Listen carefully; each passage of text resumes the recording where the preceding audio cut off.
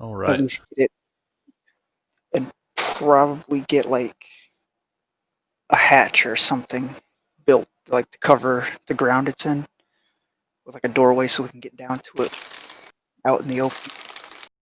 Yeah.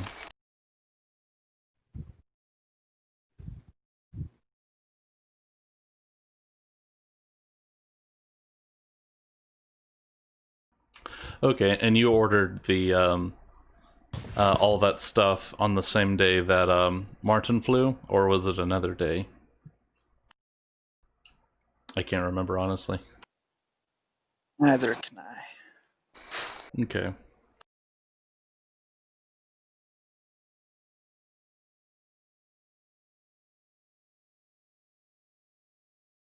Hmm.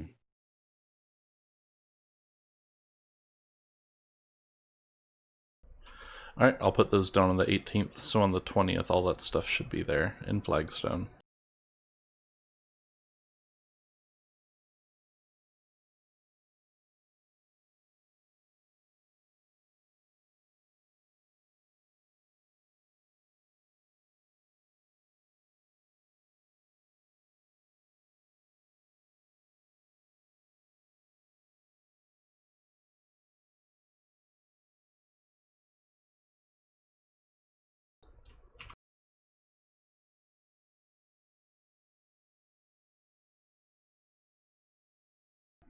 All right. And now that I have a map, I can kind of visualize things in the city a bit more.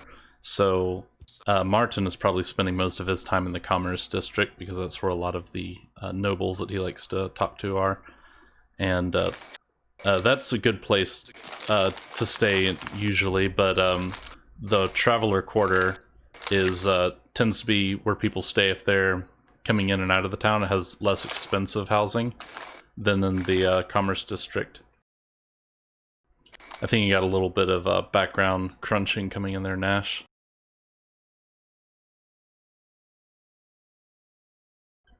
But yeah, it's let's see. Oh yeah, not too much else that I can think of to go into of the city. You have lots of boroughs, which are basically independent communities within the city of Pira, and most of the communities that aren't completely abandoned are under development. So there's stuff being knocked over and rebuilt all the time.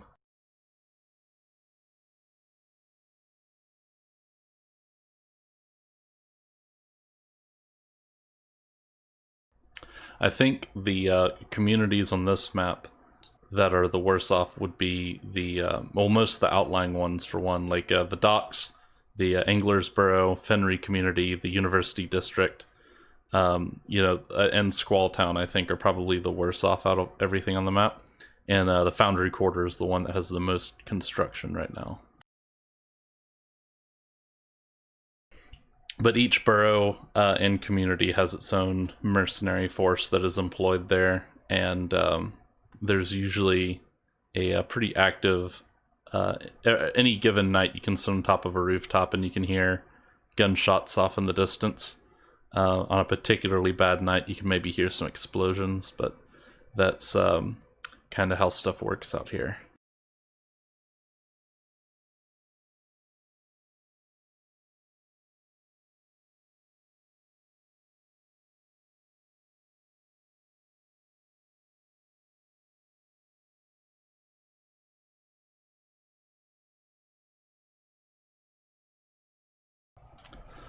All right, so I guess today will be the 19th, considering that everyone was moving around doing stuff on the 18th. And so, is there anything you guys want to do starting off for today, or just you can also just choose to move the time up, of course.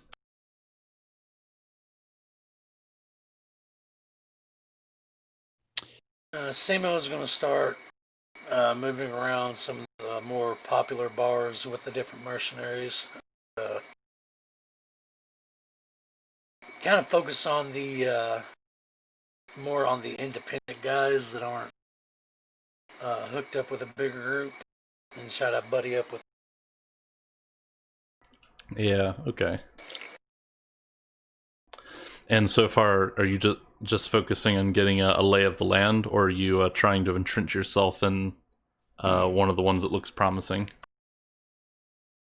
I'm just getting the lay of the land for now, and my goal with getting friendly with the more independent ones is maybe try to entice them to join Tactical Solutions. Talk with them about our previous missions, the payouts. If you join us, you get a steady paycheck. We pay, for all your uniforms and equipment. You can, if you want, you can get an easy job babysitting settlers. Or, if you want action, we can drop you in the middle of a fucking jungle fighting god awful horrible creatures. All right. Yeah, if you want to do a connect plus charisma, just to get a basic idea of how it'll go.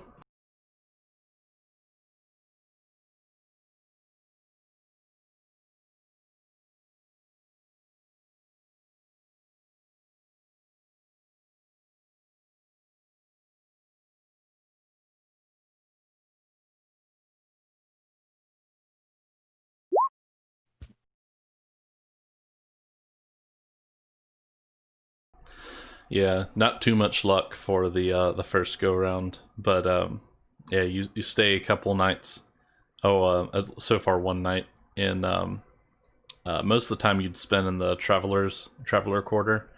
That's where most of the like sort of bars and inns that are at an affordable price would be. You can find mercs coming in and out of there all day, basically every time of day and night. And you're not really able to find out too much about them, about the different groups and where the standing of everything is right now. But as far as you know, it's pretty good, pretty good bet that the place seems bustling with activity.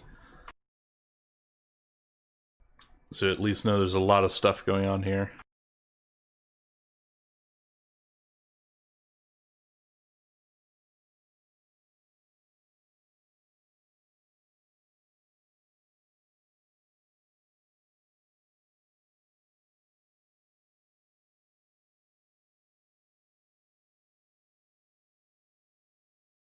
I'm just filling in the calendar real quick.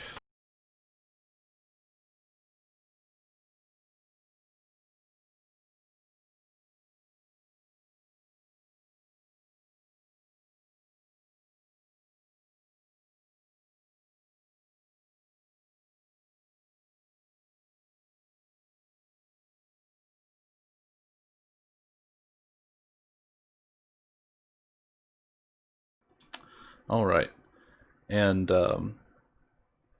let's see. Pete and Melivis are you two are I believe in either in Flagstone or the home base, right? I'm at the home base. Okay. Yeah, I was waiting on my stuff to get here. All right. Yep. So next day, the stuff has arrived in Flagstone, and you can easily box that up onto the. Well, actually, the Earth Mover might be a little more complicated. Let me remind myself how big that thing is. I was gonna say, would I be able to carry that with the helicopter? Am I gonna have to get a boat to take it out? Yeah, well, with Earth Movers in real life, I think a lot of times they're disassembled and moved on flatbeds. You can usually put 4 wheels on the back of a flatbed, and the rest of it is carried in other pieces. In the case of this, let me see, it would basically be maybe at least 5 or 6 helicopter trips with it being disassembled, or 1 boat ride. So let me see what would be the trade-off there.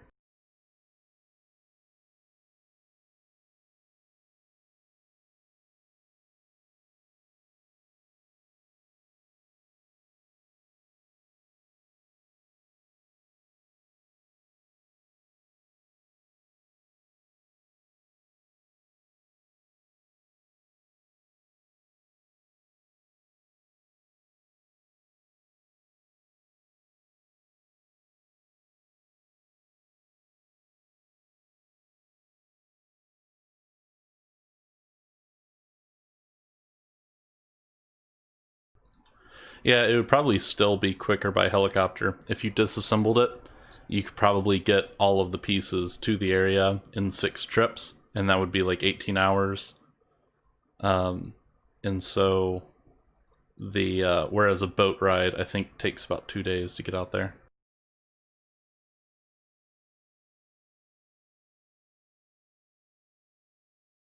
All right, yeah, let's do that then. Spend the day taking all the pieces out to the base. Then I'll just get up the next day and start working on putting it back together. All right.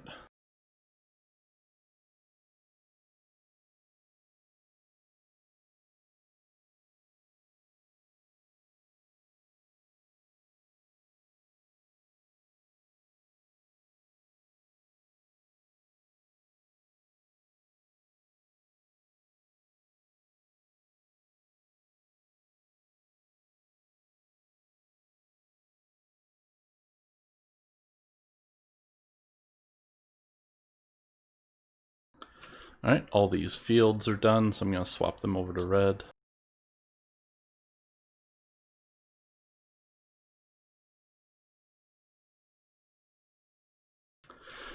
And yeah, so the earth mover, you're probably going to put that near the dig site, and the drones, they'd probably fit. Most of them, I think, would fit inside the helicopter, or they'd be easy to carry along at any rate. So yeah, I think all that's been sorted out.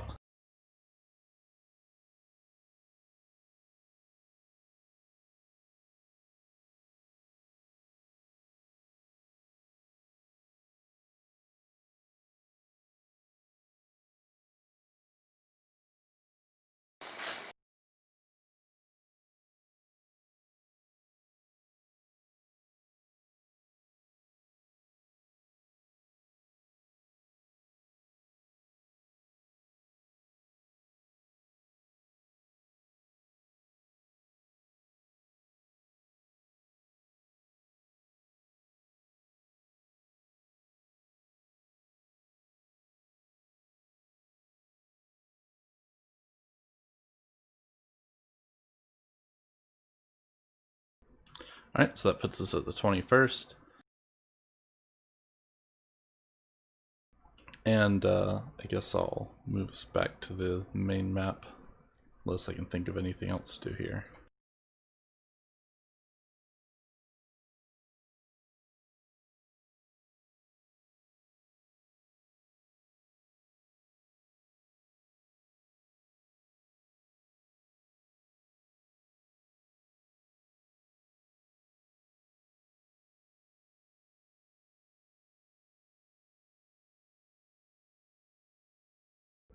All right, cool. Yeah, you still have a lot of empty buildings, and I think you guys.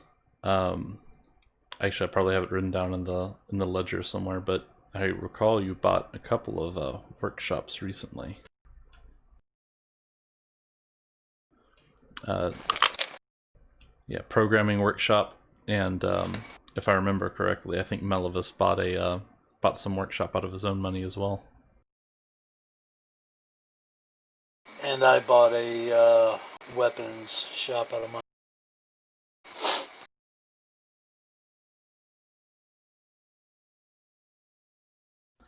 Yeah, I bought the ICU. Oh, nice. Yeah, he bought the ICU. We bought a armor workshop out of the company funds, and then I bought the weapon shop out of the funds.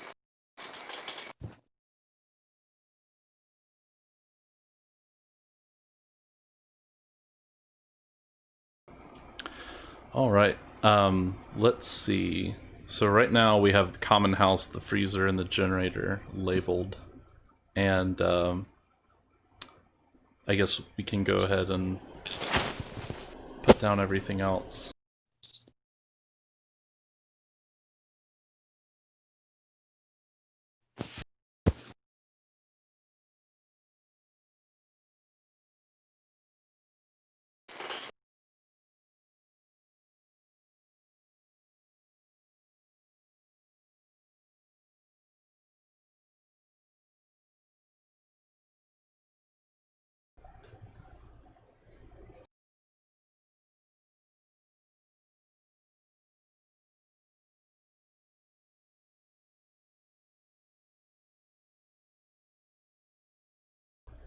All right, so that was ICU and Programmer's Workshop. What else was there? Armor and weapons workshops.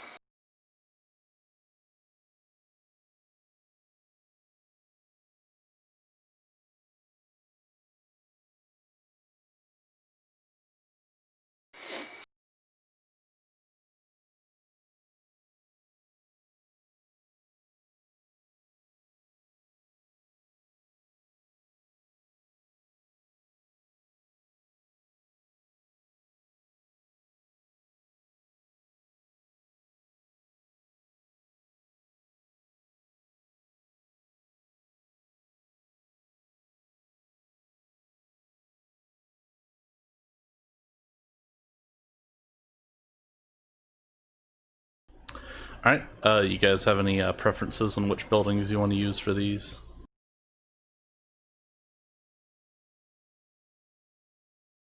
Sorry, what's I going reckon on? we put the weapon and armor workshops in these two buildings here. All right, what was that you were saying, IT? Oh, what was going on? Buildings? Oh, yeah, you should be able to see the map, but you may be a little bit zoomed in. If you go to the center of the map that we're looking at right now, you can see a layout of the base.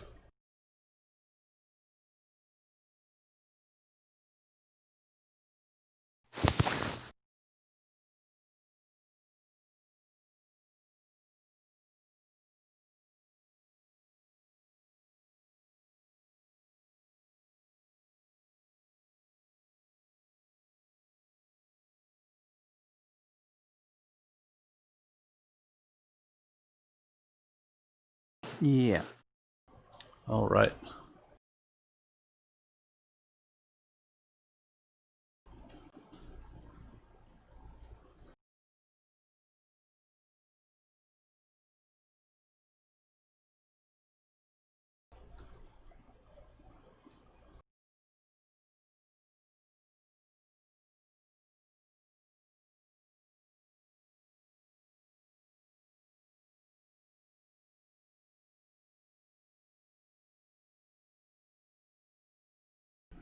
All right, you have any? I think any building that's not labeled is pretty much free. So if you want to pick a particular building for your medical bay out of the ones that are here, you can do that. What do you mean? Like I could assign them randomly, or you could choose to be in this building or this building, just any of the free little squares. Each of these buildings are basically 10 by 10 meter simple concrete structures.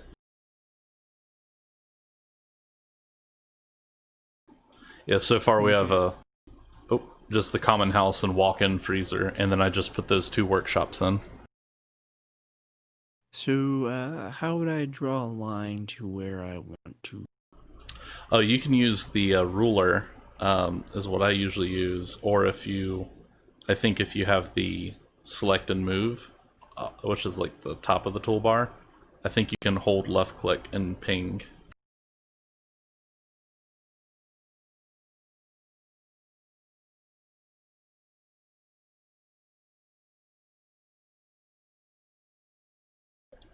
If you use the ruler, it should be between the magnifying glass and the eyeball.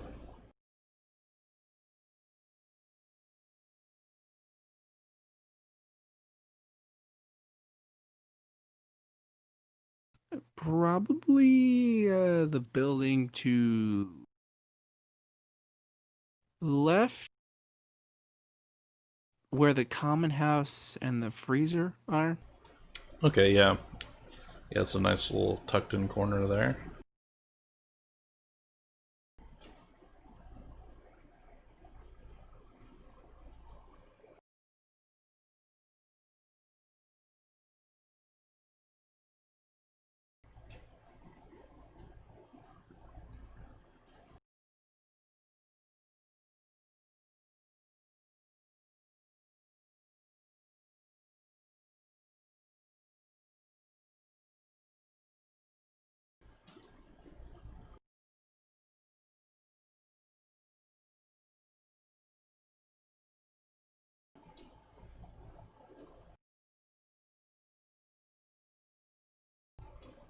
I'll just slap the programmer's workshop right there, unless there's any better ideas. But what can the programmer's workshop be used for? Well, it's mostly a nice computer station with lots of storage drives. It can do some basic hardware maintenance, but it's primarily designed for software. Yes, both software maintenance and creation. Whereas you could also build like a computer repair workshop, or I'm not sure what else you would call it, but I was just thinking of specializing them based on software and hardware. Okay.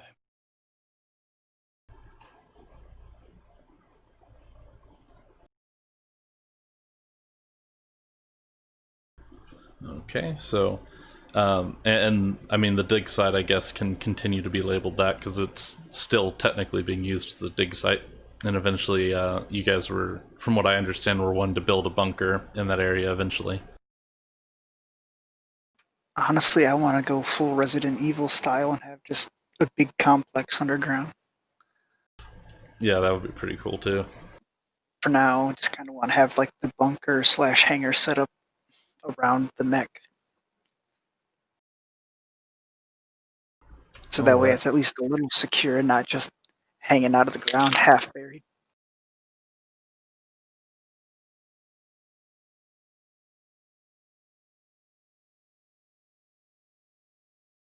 I'm gonna go ahead and try to see if I can't construct a plasma thrower. Yeah, let me see here.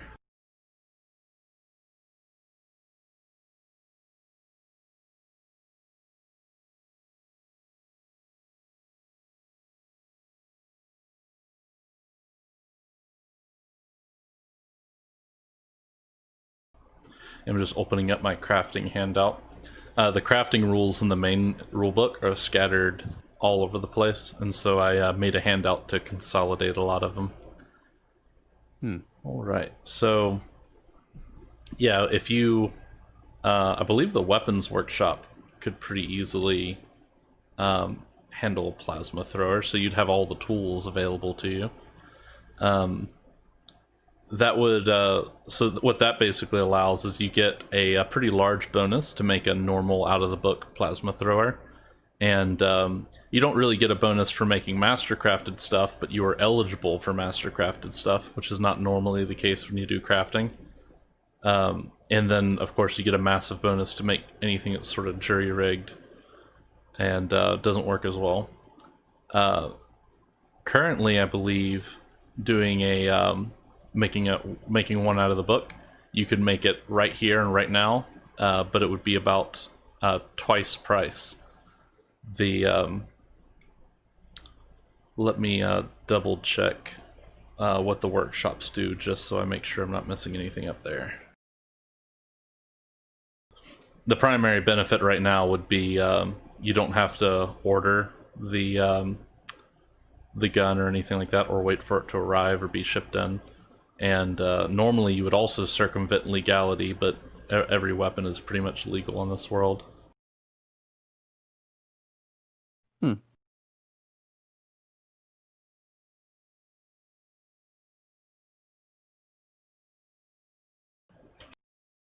How much would it cost? Yeah, I'm going through the book to the plasma thrower right now.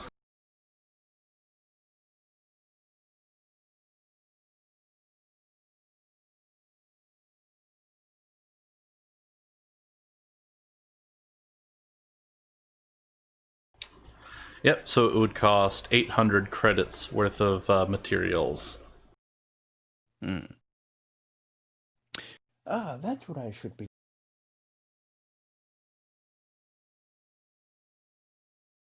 Could I also put out some feelers as well to see if there aren't any materials manufacturers or materials handlers that I could manipulate and to give me better prices on materials in exchange for favor, perhaps? Yeah, you could do that. That would probably be if you want to scour the internet from where you are right now. That would be a intelligence plus connect to look around for that, I believe. I will do this. 1 second.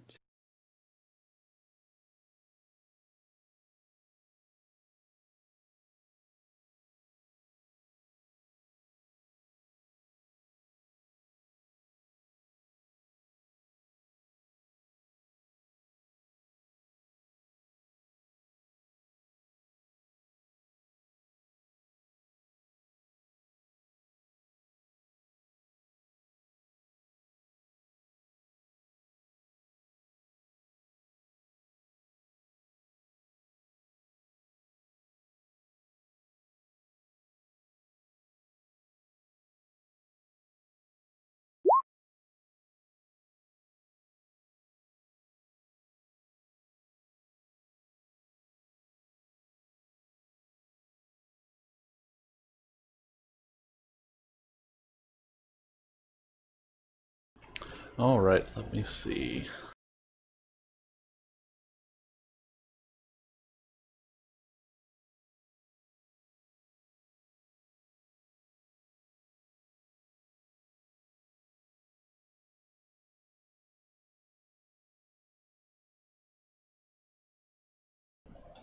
Yeah, you're not able to locate any manufacturers that give you sort of usable materials. There's mostly like mineral.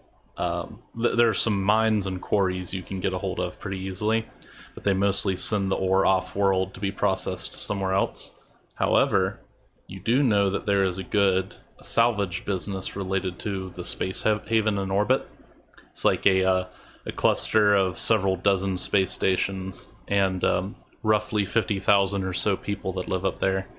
And the orbit of Astrakis looks. Astrakis is kind of like on the verge of Kessler syndrome with how many debris are flying around everywhere. And they mostly make a business out of harvesting all of that. The other thing about this planet is it's so far into the fringe that often when a ship has mechanical problems out here, it's cheaper to scuttle it than to ship it back home. And that's how a lot of that debris got there in the first place.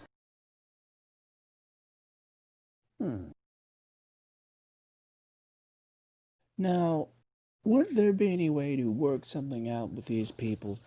Perhaps make a deal of some kind, materials in exchange for some sort of benefit that my skills might be able to offer them?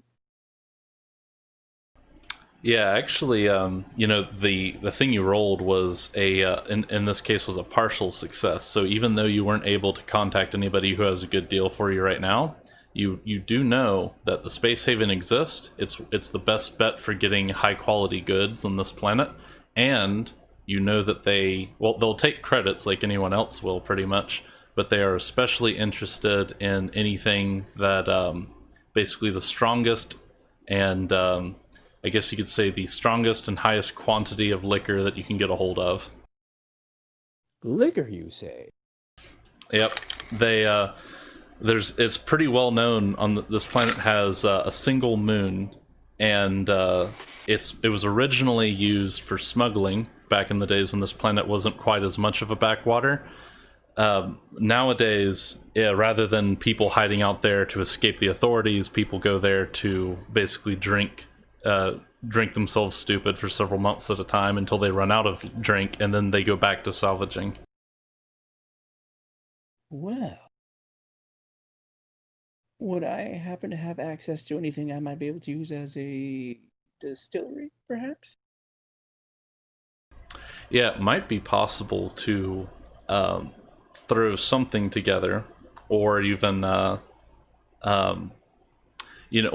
find some other way to source the alcohol. And you're growing a strain actually you don't have any fungus that's ready to grow anyway, but the fungus you're growing has some medicinal properties that might be used as a component in alcohol, but that's not really an option right now, I don't think.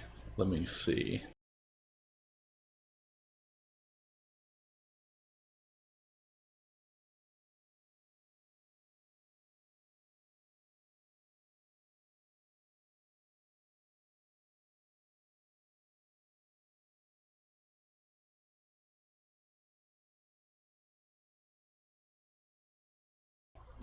Oh, I do have one idea. So the homestead that the village that you're protecting, they do have some chemical distilleries there. So you could probably get a good deal on those since you're already on good terms with them. Okay.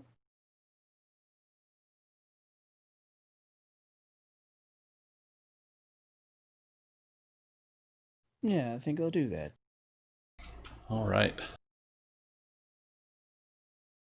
So let's see. I guess the first step you would probably want to. Well, you're wanting to make your own alcohol in this case, right?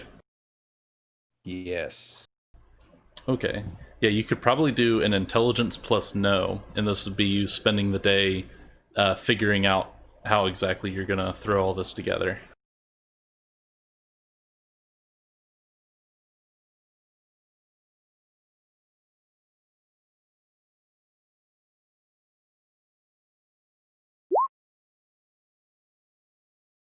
$11. Nice. Yeah, it's a crit success. So let's see. Yeah, you draft up a new type of liquor. Well, not completely novel, but certainly something that you're confident they wouldn't be. They wouldn't have seen much of anything quite like this. And you also customize it for space travel to a certain extent. There's certain properties that they might find useful in a material in space, something that can get them drunk but won't blow up their ship or anything. All right, yeah, and you also source it from a type of fruit in the Astrakan jungle that is fairly easy to come by, and so you shouldn't run into any supply bottlenecks anytime soon. Right. Just thinking ahead to the future, could I get somebody on that to maybe have a little plantation of those little fruits going, so I can have a more steady supply, so I don't, exhaust the current wild supply. Yeah, that's definitely something you could look into. Um, I'm just fiddling in the calendar so I don't get behind on keeping track of stuff. Right.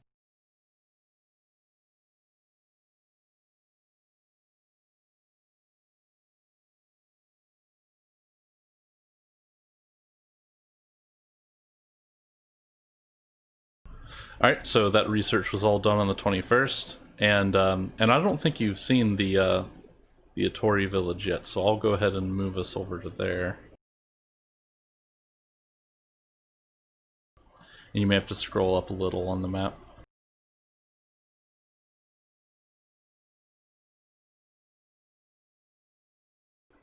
Now, could I fashion a prototype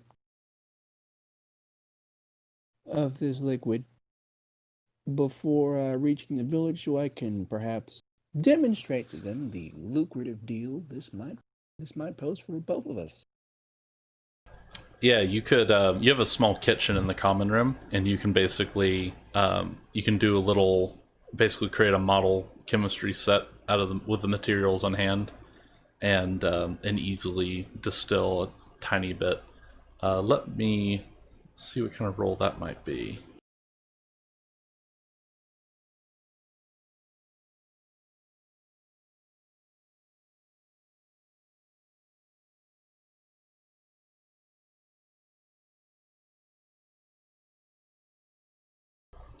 Yeah, well, I think I recall in the book that bomb making was under fix, so I imagine you probably do a fix to cook up some of this stuff. So if you want to do a, let's see, I guess this would be intelligence plus fix. Okay. It'll be a fairly easy roll. Oh, nice.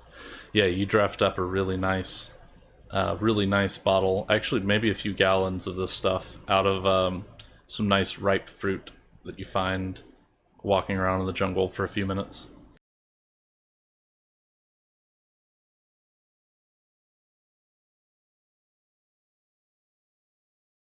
Good. Yeah, I'm just I'm gonna put a little token on the map for your to represent your troops as they are stationed here.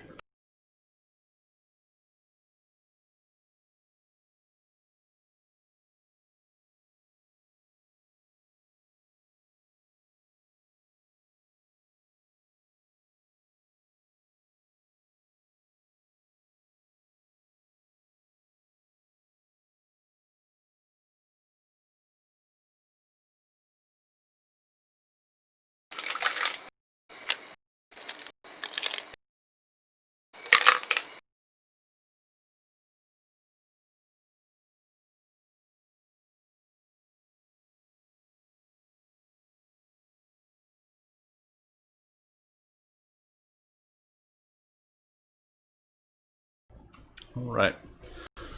And yeah, so you've got that set up. And I think while you're doing this, Pete is probably digging out that mech, unless you have something else in mind in the near future.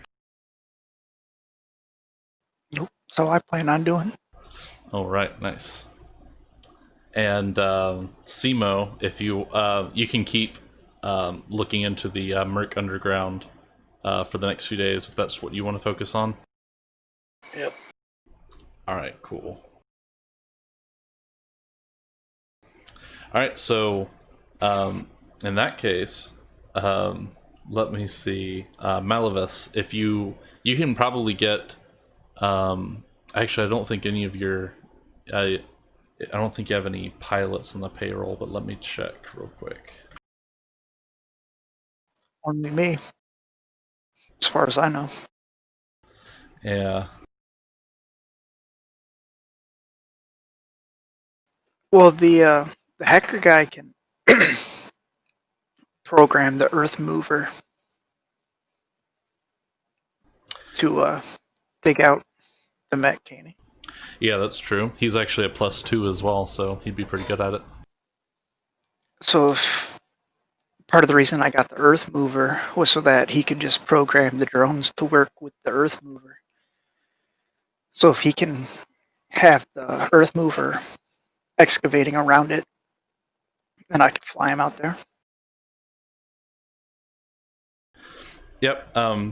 It'd probably only take a few hours to fly him anyway, so you could get right back on it as soon as you drop him off.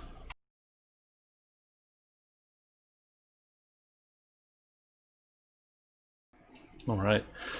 Yeah. So, and programming the Earth Mover for the task you have at hand, it's probably just going to be no roll as long as you have a +1 until you get to the really fine details of moving the Earth immediately around the mech. But yeah, you can. So Malavis, you want to take your few gallon sample liquor and drop off in the Atori village. Yeah. All right. Yeah, this is an interesting side quest that I wasn't prepared for, but I'm really liking how it's shaping up so far. All right, so yeah, you drop off in the middle of this village, and you guys haven't gotten a good look at the place in a little bit. I think traffic probably flew out here at least once when you were rotating the guards out. So you have the new squad is hanging out here, and they've had a good bit of time to set up foxholes around some of the what the sergeant out here recognized as vulnerable points, and most of the foxholes have camouflage like bushes and stuff thrown around the area. So yeah, that's other than that, business appears to have picked up again, and they're doing a lot better than last month so far, it looks like.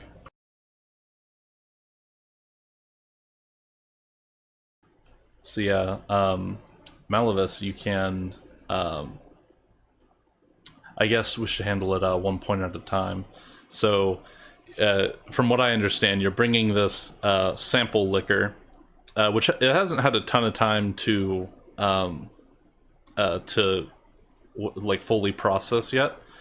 you'd ideally want to put it in some barrels for a little bit of time to give it some time to finish out. But you have a nice working product that you can show off, and so you want to use this to maybe impress these villagers into helping you out, from what I understand.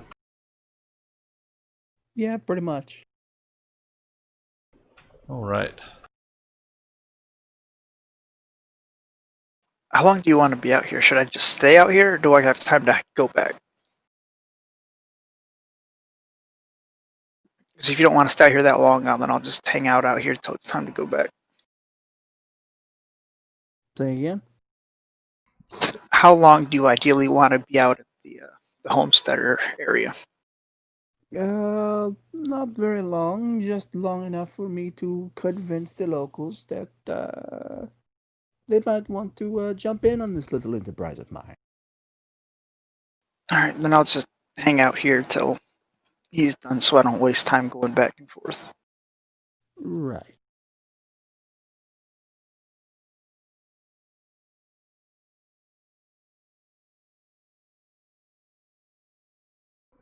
Yeah, I'm just looking some stuff up real quick for to answer questions that are likely to come up in the future.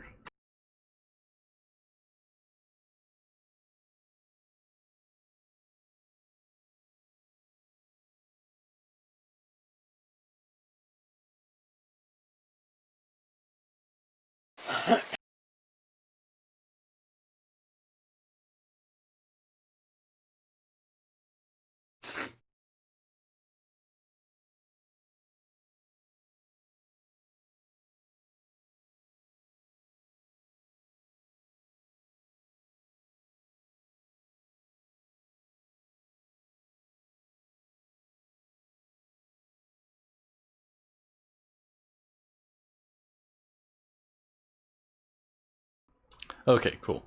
Yeah, I was just checking some stuff real quick. So yeah, this will be a fairly easy roll because you're not, you're basically just trying to convince them of the basics, and you're on good terms with them and everything. But if you want to do a talk plus charisma real quick. Okay.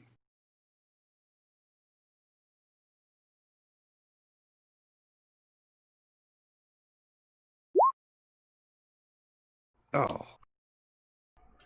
Yeah, it's all good. It's yeah. So yeah, you managed to you give them a few samples of the stuff, and it ideally takes. You think it probably takes 2 or 3 days before it becomes what you'd call maybe a finished product, and it can last. It can go for about 6 months before it's past, peak efficiency, you might say. But yeah, a lot of them seem pretty interested in this idea you have. The fruits also grow in the jungles around this region as well, so you could easily get some people out here to cultivate the fruit if you wish. Okay. What would they like in return? Because what I'm willing to put on the table right now is, since I am a doctor, I mean, give them some health benefits, I guess. Yeah, you have some health skills to offer. I'm just maybe a cut of the booze for themselves to sell, drink, whatever. Yeah.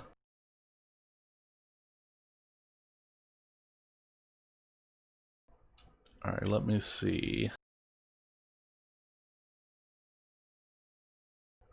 All right, so what kind of like how much the first question I guess we need to answer is how much booze do you want to make per month?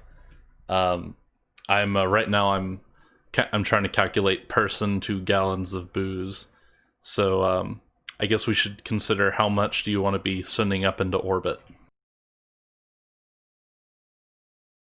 Ideally, about 50%. Yeah. Well, yeah, you could pay them in the booze, and that would be a discount. their from however much you would be paying them. But you'd still have to pay them a little bit of credits, probably. That's what I'm doing on crunching numbers on right now.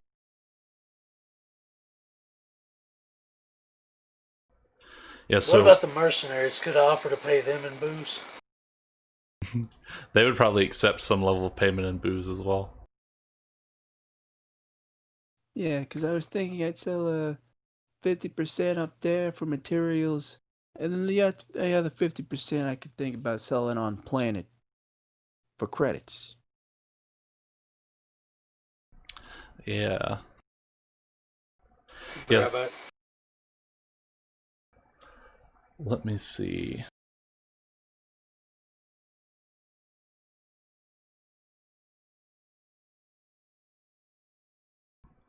Yep. So I think I'm coming up with some pretty decent numbers, but I'm trying to round them off so that I don't have to be doing math with numbers like 92 and 17 and stuff like that. So I'm just writing this down as we go real quick. Just to walk you through this as I'm going.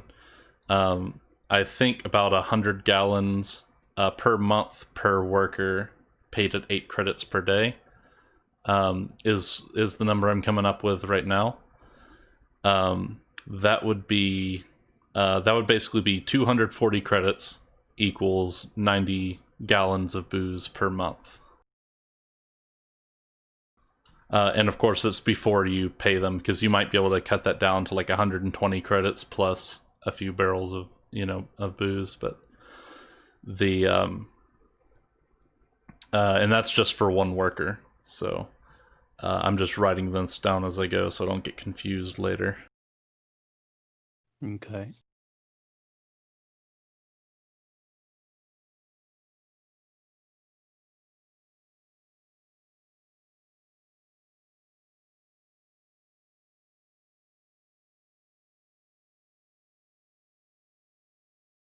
No, I still need to name it.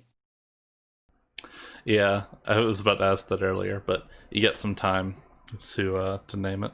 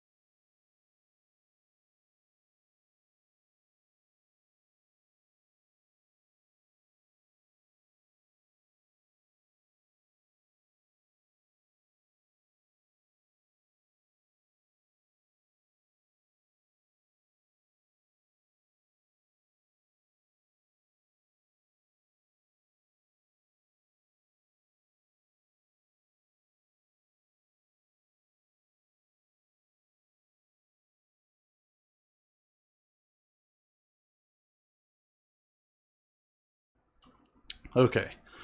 Yeah, so 240 credits per month labor, or 8 credits per day, yields roughly 100 gallons per month, roughly 3.33 gallons per day. And let me see how much the 1 gallon of booze is worth.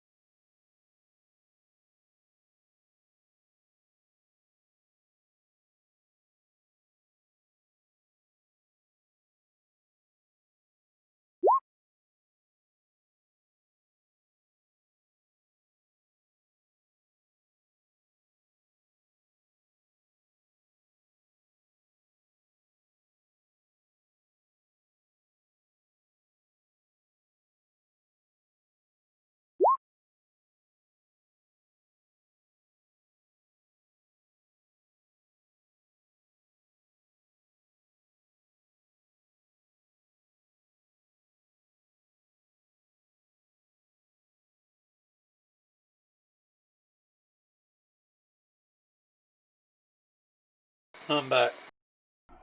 Welcome back.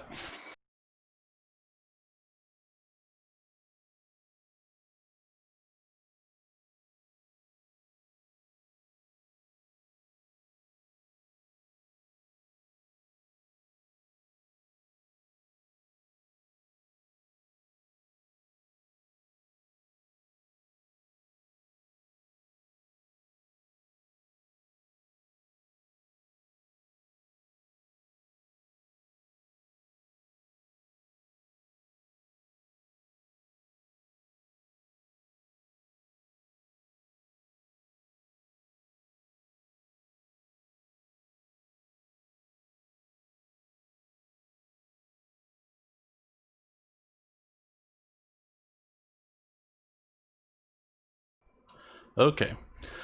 I think I got most of the important stuff figured out for now, and I put this under the ongoing deals, which is under enterprise management.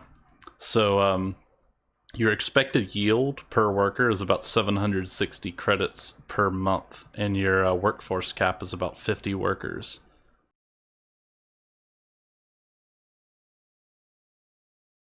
Okay. Let's see. And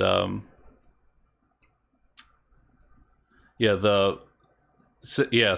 for as you scale up, you might run into some bottlenecks in the future, like eventually you'd need a bigger vats and stuff like that. But for a small operation, the village has pretty much everything you need. They already have chemical distilleries and vats that are designed for holding substances, and so yeah, for up to about 50 workers, you can have it work pretty good.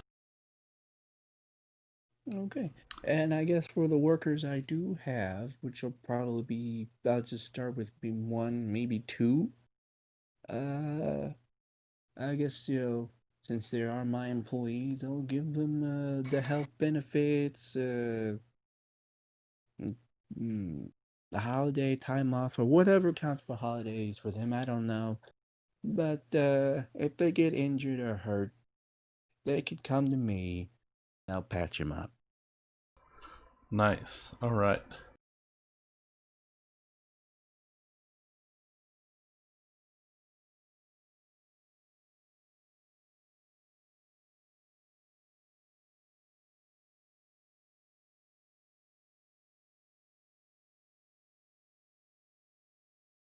But I would be profiting from this, yes? Yeah, the 760 credit is your profit.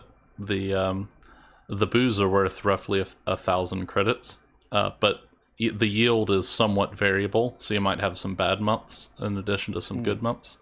But you expect to make about 760 credits per month. Okay. With one person. So you have two. If you have two people, you'd be making around 1,400. Okay. So yeah, my goal is to just start making some batches and then selling it. And then once I've got the good rhythm going, I'm gonna start barreling a lot of some of this stuff and storing it and aging it and then selling it and all that good stuff.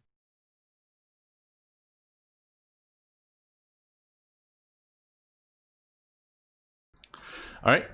Yeah, I knocked 10% off of their labor cost when you offered the some medical aid. So if you want to pay them, actually, let me double check that. I don't want to say numbers to confuse anyone.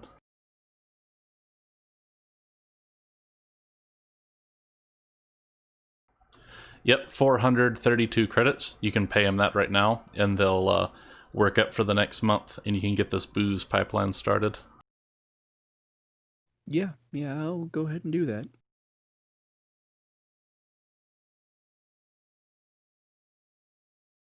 All right, we got that sorted.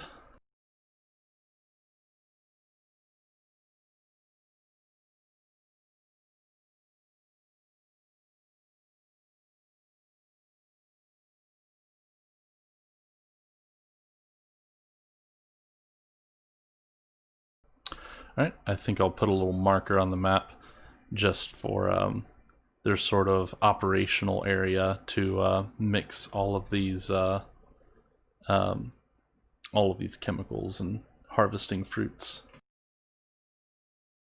Okay. And you said I have 2 workers or just 1? 2 workers. Okay, cool. Yeah, so And look, I was just going to say you expect about 200 gallons of booze, and it'll just be constantly building up over here.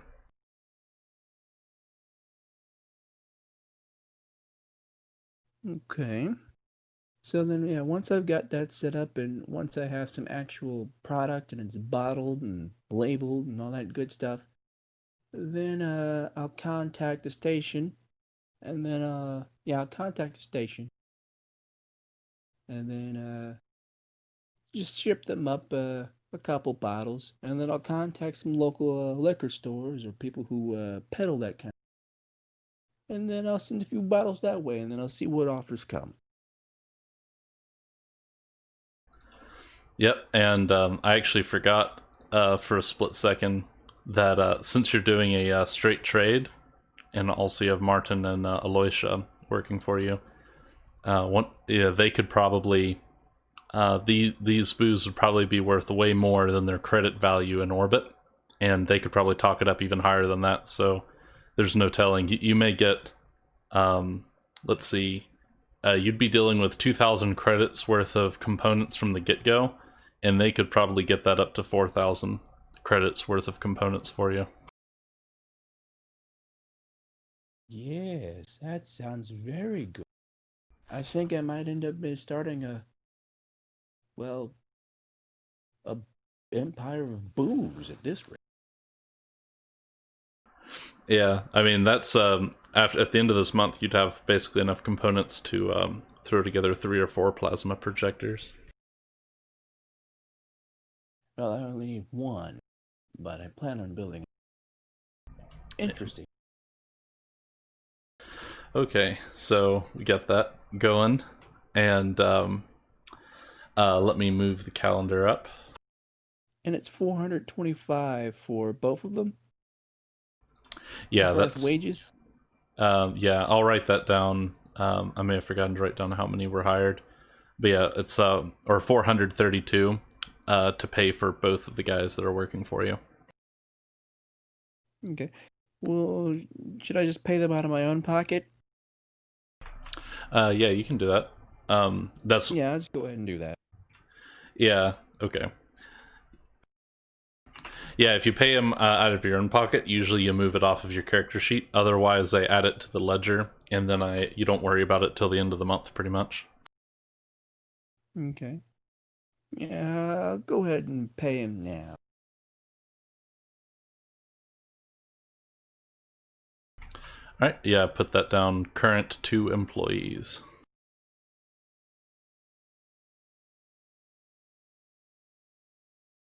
Okay.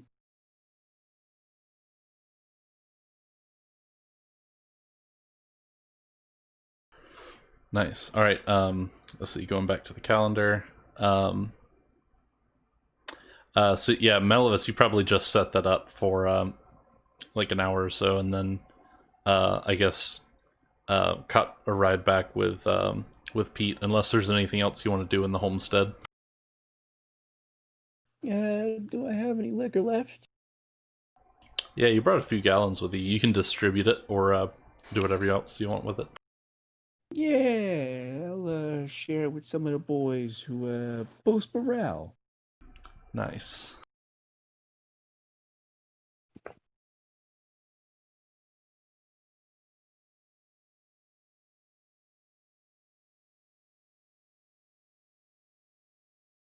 And then I guess I'll just trundle off back to the base.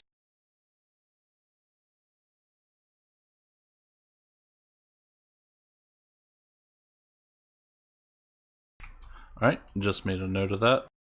So we're on that happens on the 22nd. And I guess we can go over to, Pete's going to continue digging, and Simo, if you want to do another, I guess, connect plus charisma.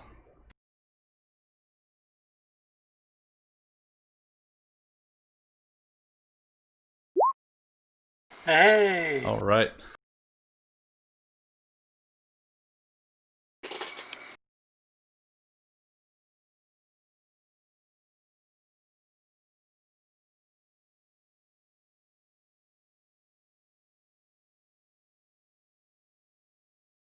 That would have been perfect if not for the -1.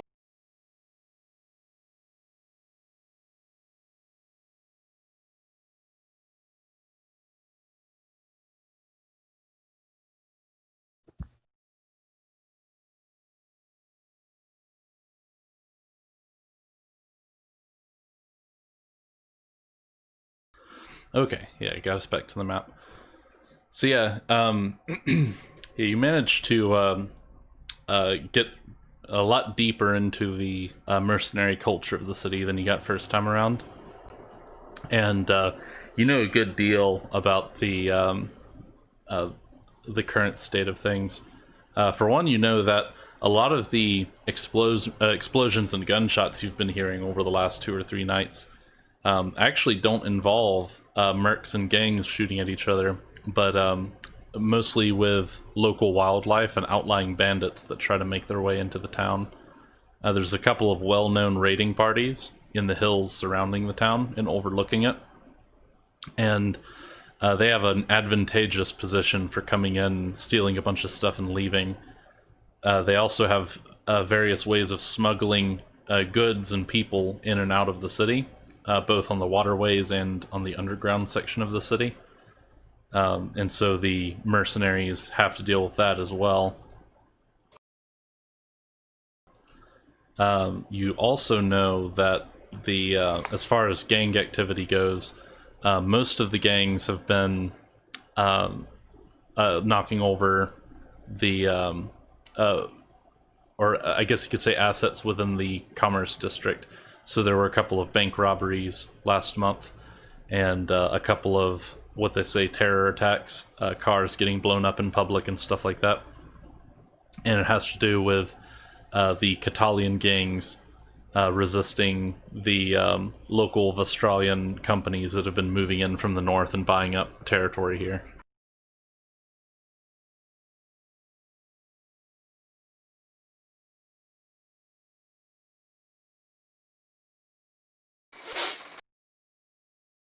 Let's see, I'm trying to think on what else. So that would be like a general lay of the land. You also know that they originally had a lot of success with vehicles on the highways, but a lot of the roadways have been blocked off due to complications with wildlife and with those hill raiders.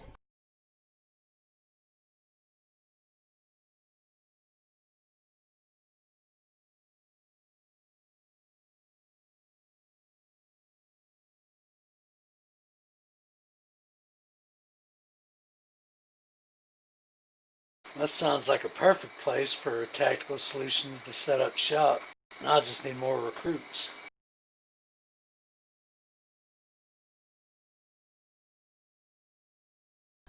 Yeah, there's a most of the boroughs don't have an actual military base. There's a couple of or not military, but mercenary base. There are a couple of safe houses in each of the boroughs and the communities where the mercs will stick around to rest or lay low or hold ammunition. But most of them retreat back to the center of the city, is where they have their primary holdings in the area. So they'll set up in either the Foundry Quarter or the Traveler Quarter. And there's also 2 abandoned parks that are really easy. They're used to store vehicles, and they're pretty easy to get around in because they're not as vulnerable to the sewer system issues.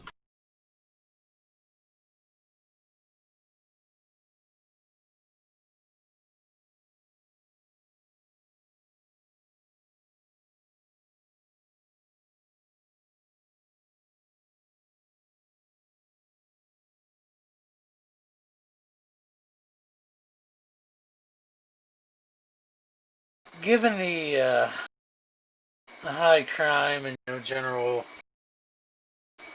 wartime feel of the city, what are property prices like? Yeah, property is the starting price in property in the city is half of what it would be anywhere else, and there's pretty much any type of property in a city like this you can imagine is available. So Fariam, which is a boom town, would be kind of the opposite. Most types of property are unavailable, and the ones that are double price.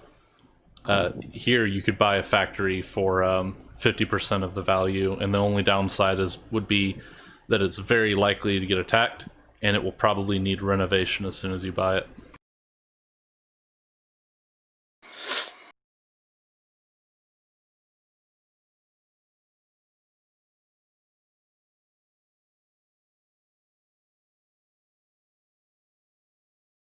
Oh, how's it going, guys? I just saw you come in.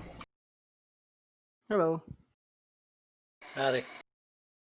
So how cheap could I buy a reasonably sized building to make into a recruitment center / mini barracks? Let me see.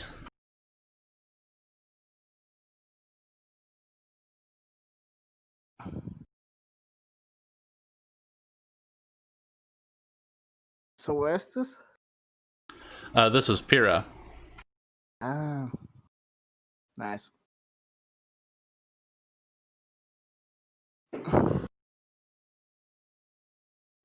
Hey, Yeah. could I just wanted to ask if I'm connected in Pira. Could I call in a favor to make it to get a better deal for him?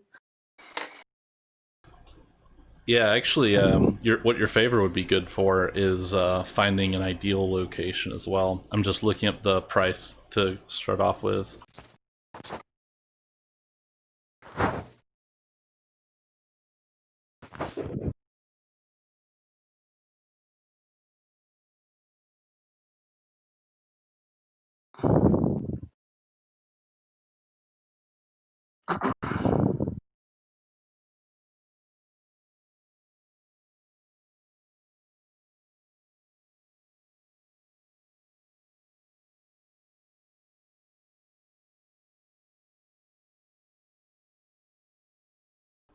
All right, so for about 4,000 credits, you can basically buy the majority of a city block here pretty easily, I think, and that would be in the downtown area, so near the public district or the traveler quarter, somewhere around there. An entire city block for 4,000 credits? Hell yeah. Yep. If you go to the warehouse district or the docks, that's where things get a little bit more complicated because there's no government body to pay up there. You basically just show up and kill everybody who's currently living there, and then it's your block.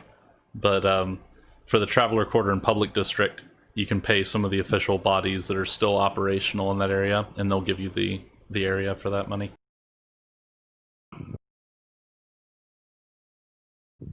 I'll probably stick with the Travelers District or Travelers Quarter since it's a more centralized location. All right.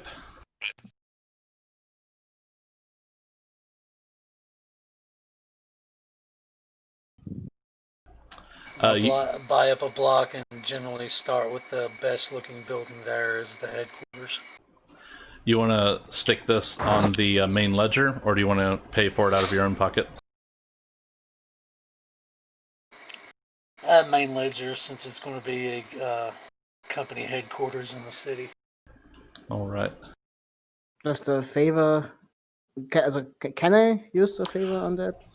Oh yeah, sorry, I momentarily forgot.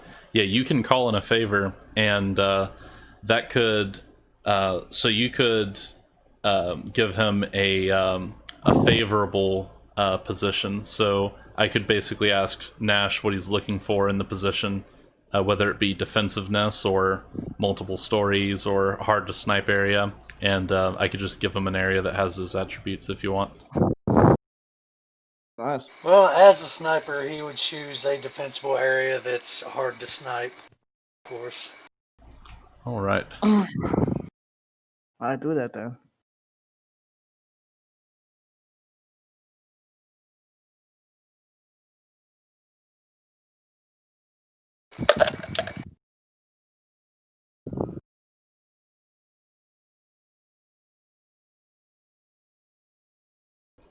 All right, I got that down in the ledger. And so what you two missed out on, the main highlight, I think, is that Melivis has set up a booze running business in order to buy shipped parts from the space haven in orbit. Oh. So that's something that you guys will probably be able to help out with in the future. All right. Let's see what else we have here. Yeah, I guess I'll put a little icon just to show that there's territory you guys own here. Is it legal or illegal, booze business? It's technically legal. It's there's nobody really to enforce it. The way he basically went to the homestead that you guys are paid to guard, and he figured out a plant that grows naturally in the jungle here, and so he's paid 2 people to cultivate the plant and turn it into a type of booze that he's engineered for space travel, and then sends it up into orbit. There's a huge business for taking apart space junk up there, and Melivis is interested in the high-tech components he could get in exchange for the booze that the junkers are interested in. Nice. Technically legal is my favorite kind of legal. Yep.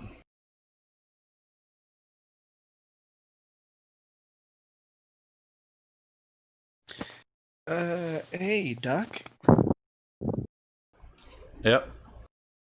Sorry to interrupt, but I was looking through my character sheet and I still have the specialist deal. I don't think I ever applied that. That 3d6 application, does that only apply for one skill or all non-combat skills?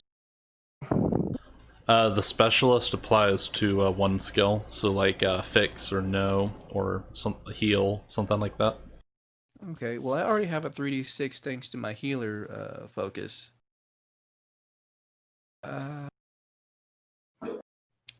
What about? I'm stuck. I'm torn between fix and no. I would say fix. Yeah, I think I'll go with fix.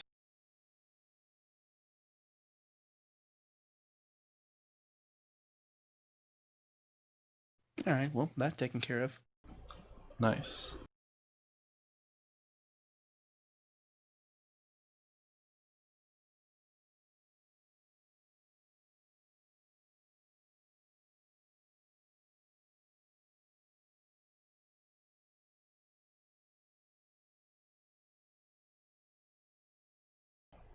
Yeah, finding colors to stand up on these maps is stand out. That is pretty difficult, unfortunately.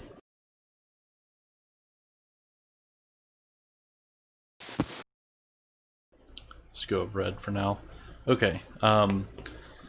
So let's see how much traffic is excavated, because I'm pretty sure I have a rough estimate on how much dirt you can move per day.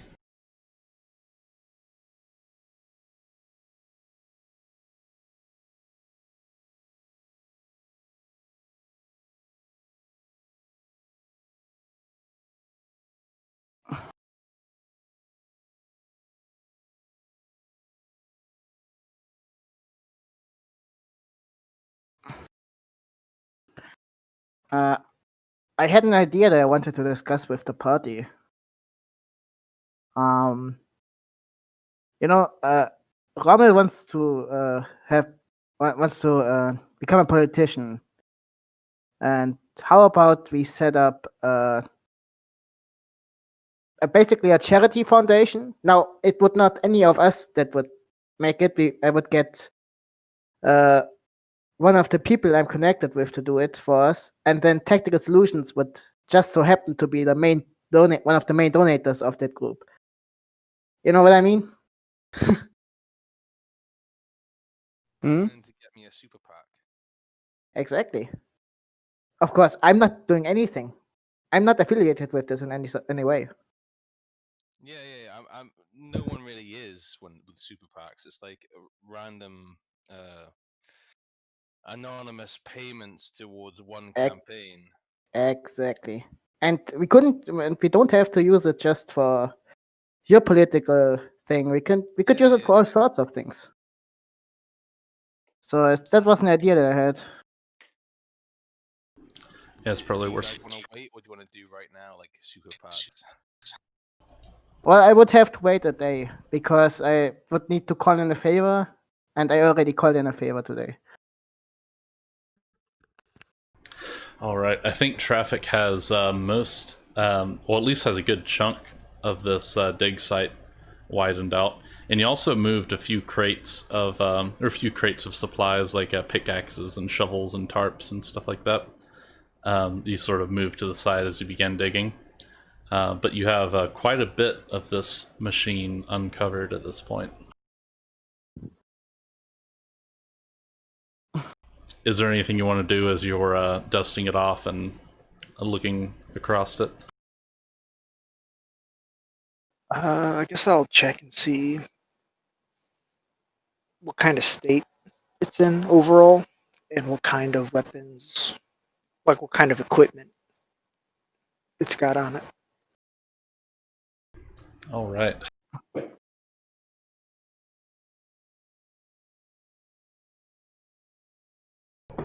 Yeah, as you do brush away some of the soil that's formed around it. It appears to have a large missile rack with 20 different pods in it, and it also has some type of large energy weapon, which is hooked up to a what you presumably is some type of reactor built into the mech. And let me check how tall it was again, because I tend to misremember.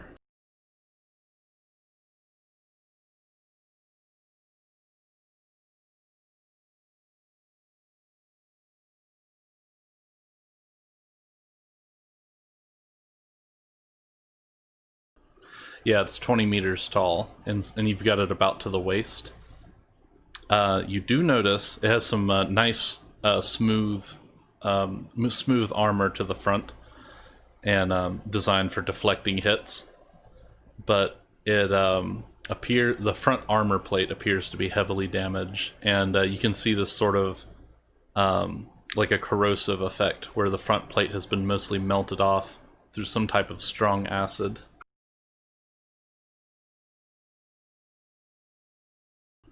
Oof. But yeah, it's you could probably kick that off and find a replacement plate. The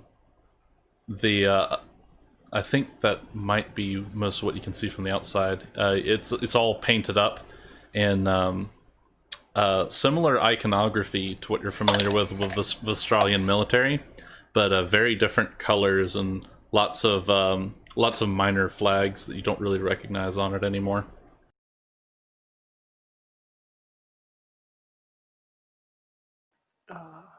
So far, it's like the waist up is uncovered. Yep, And how tall? 20 meters. Just from the waist up is 20 meters.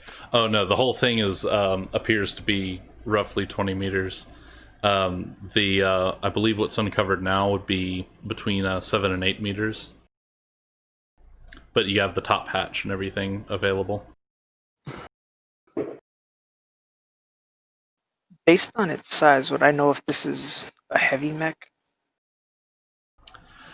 This is, yeah, it does look to be in the upper class of mechs. You tend to have large power armor sized mechs, and then there are tiny scout mechs. This appears to be a mainline battle mech.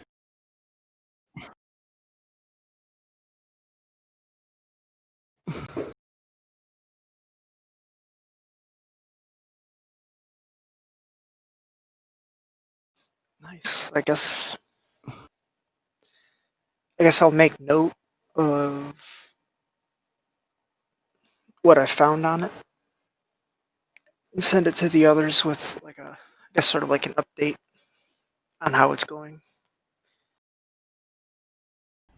All right.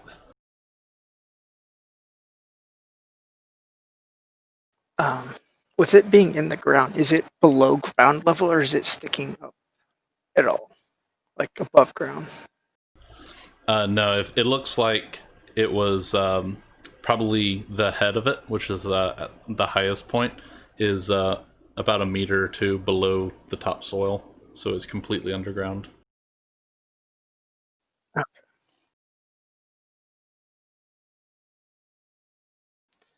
If I were to use the drones to build like a hatch or something similar to pass through in and out to it, would that hinder the excavation process?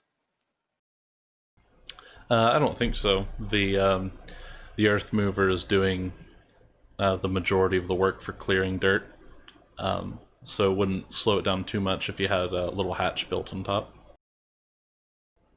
Okay.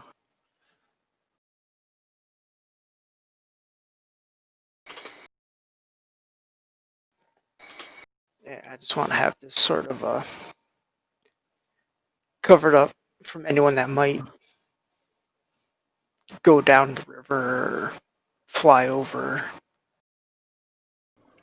Yeah, yeah, it'll be pretty difficult to see, especially because there's this giant hill right next to it and a wall to the other side.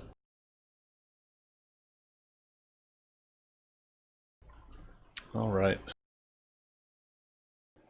Oh yeah, you do notice. You have various tools. Your data slab has a couple of multi-tools attached to it as well. So as you do uncover the mech, you do get a slight radiation signature, which is presumably from the reactor. It is, someone with your fixed role would know. It is kind of surprising to know that a device this old would still have juice in the reactor, still be functioning just fine. But that's another thing to note. Is the reading high enough that I should have on like specialized gear for it, or is it just picking up that it's running? It's picking up that it's running. It's not. It's not within a critical. It's not within a dangerous zone. But that's with all of the armor plates still on. So it might be worth being cautious if you were to go rooting around in it mechanically in case there's a breach or something like that. How much would a radiation suit cost me? I believe vac suits come with built-in radiation protection. Okay. So I should just put that on when I get to the point where I'm going to look over it, Yeah. or at least go over it more closely.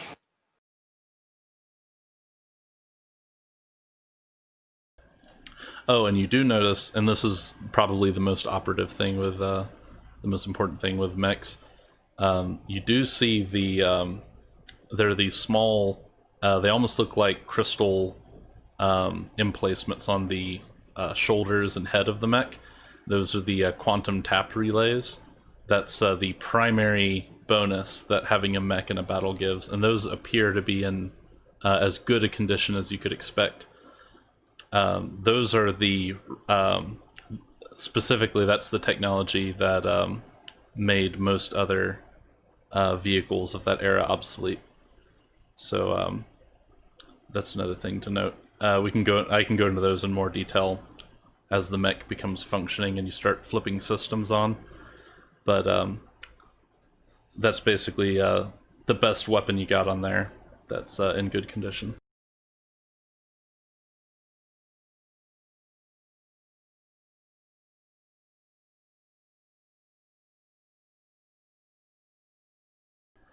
All right. Yeah, and also as a heads up, there's a lot of stuff that I basically took all of the fluff from the Stars Without Number mechs, including the quantum tap system, and I just added a little bit. I guess you could say like a little bit more fleshy rules to some of the stuff because the quantum tap basically lets you knock everyone else's missiles out of the sky and stuff like that. And the way they do that mechanically is it's an idea for a system that I think is neat, but mechanically they basically just tell you to ignore any damage that's not given from another mech. And I think there's some more interesting ways to do that, but it's fundamentally the same system.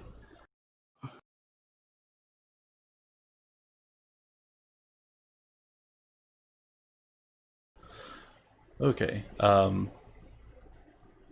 So, lest I get sidetracked again, I'm gonna see where everyone else is in the timeline.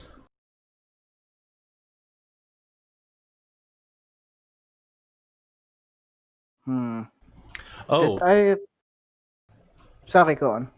I was sorry. I just realized because I was going back to the top of the list, and I remembered that Rommel and Michelangelo are here. So, yeah, you can say whatever you're gonna say. I'm gonna go over to the Farium map that I was working on. Okay. Just ask. Did I return to Vivarium last time? I did. Did I?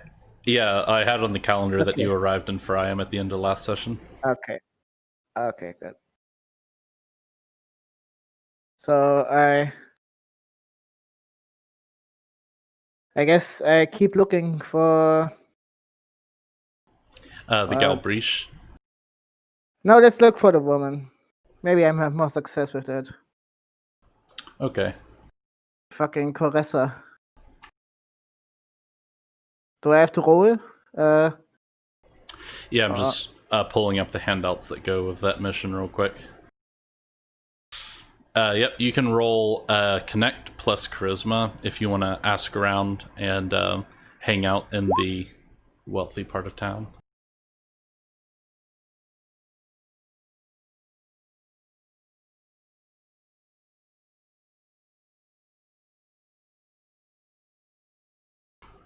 All right. Yeah, so you know that Caressa lives somewhere within the city, whereas Peter lives in the outskirts. And so you go around asking along those lines. You do know, you get a vague description of the place where she lives as you're asking around during dinner. You know, you can go about this a number of different ways, but you know, everyone's talking about their summer homes and places where they like to spend time whenever things get a little violent near the city. And someone mentions Caressa's, well, not estate, but this would be her, I suppose, townhouse, a nice compact living space somewhere within the city, and you get a good enough description of it that you could probably hunt it down with a decent role in the future if you chose. I guess I do that then. No, before I do that, I would like to learn more about this woman, what is she like, and stuff like that. All right, yeah. Let me pull up some stuff. I'm just making sure because some of the stuff of this mission is scattered across a few handouts, so I gotta see what's going on here.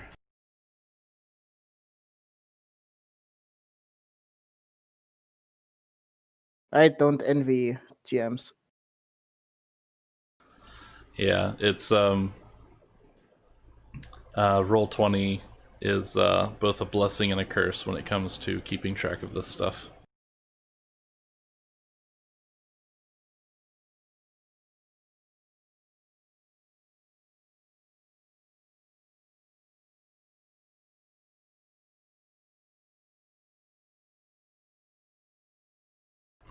Okay, yeah. If you want to do a no plus ent, you can do. Oh yeah, sorry. Before that, you were trying to figure out what kind of person Caressa Altricia is, right? Yes. Okay, yeah. So you have a basic success from this particular role, and you know that she is a Catalian loyalist. She lives in the demilitarized zone, but she's allowed to keep a personal bodyguard. She runs around with the largest detachment that you can consider a personal bodyguard under Arobi law. So she's about 100 trained fighters that are not with at her side at all times, but guard her various properties that she has in the area, in the region that is. And you know that she owns um, multiple multiple assets in every sector. So she has residential, commercial, and industrial properties in this city. She basically went all in with Fariam, and she is one of the people who benefited from the boom in industry around here. Nice. Okay. Yep.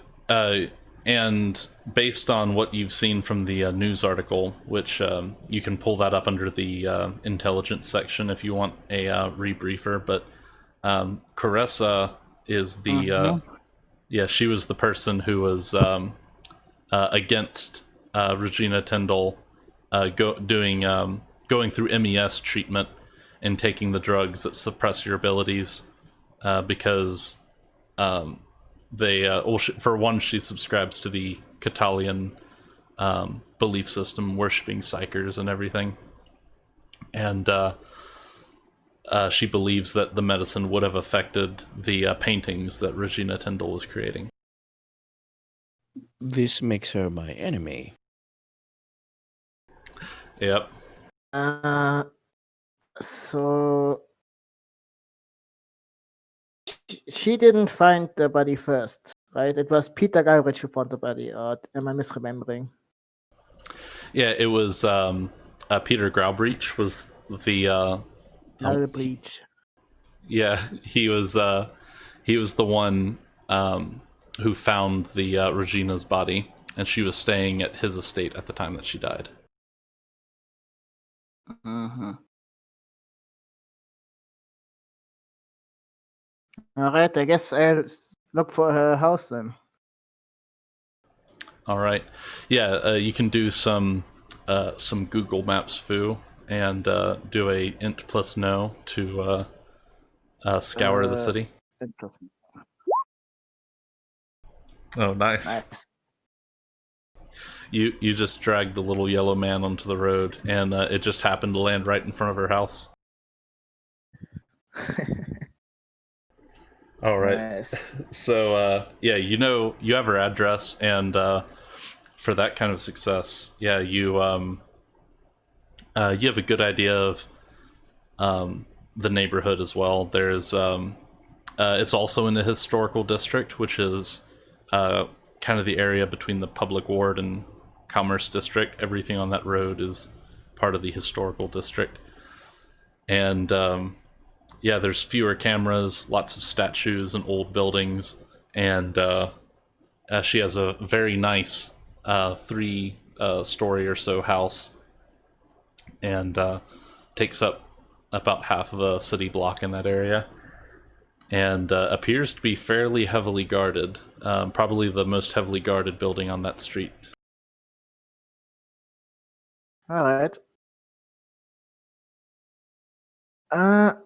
Well, I guess I'll walk up and ring the bell, or knock on the door, whatever. All right. Yeah, let me go over to the. Well, actually, you may have to wait till tomorrow because it would be nighttime by the time you finish doing the research. So you want to Oh, yes. wait till daylight? Okay. Yes, I wait till daylight. Okay.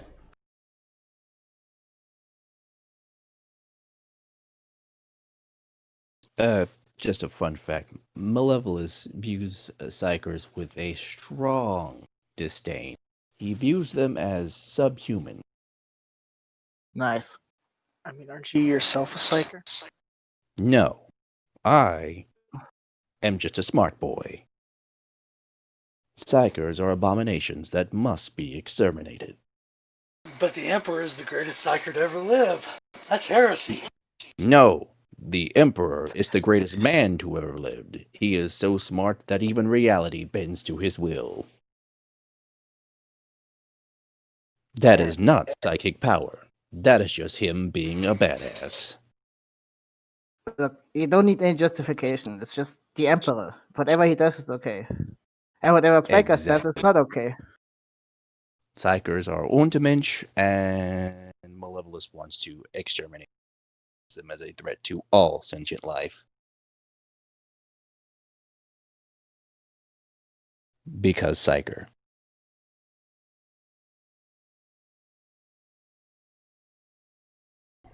All right.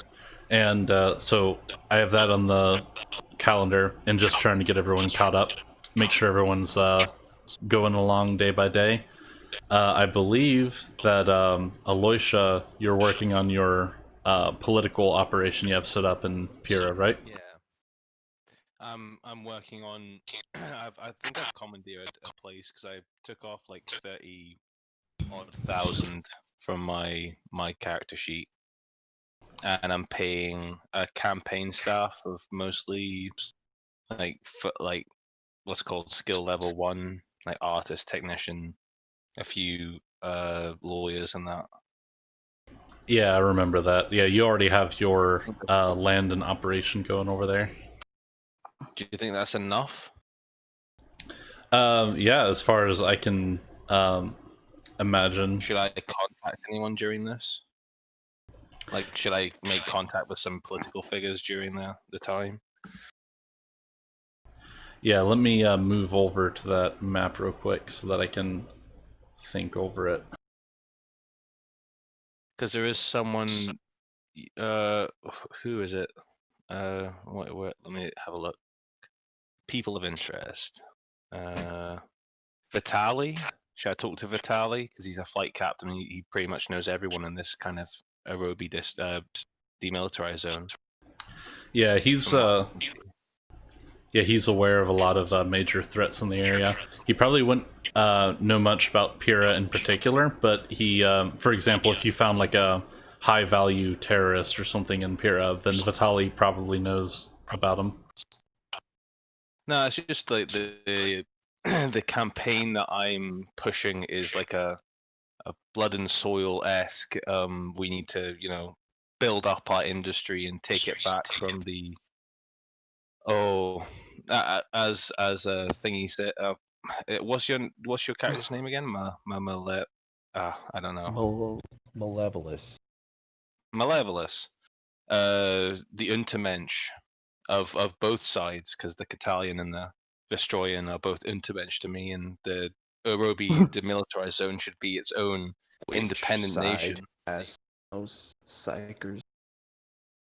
I won't say that all of my campaign topics, but he seems like a guy on the same level as me. What's it say in his motives? Mutually benefit, providing air support. Okay. Maybe you should not be that open about that. No, Maybe you should that's what more. I'm saying. I'm not actually saying this, but I'm Okay. wanting to tell the DM, the GM, because I want my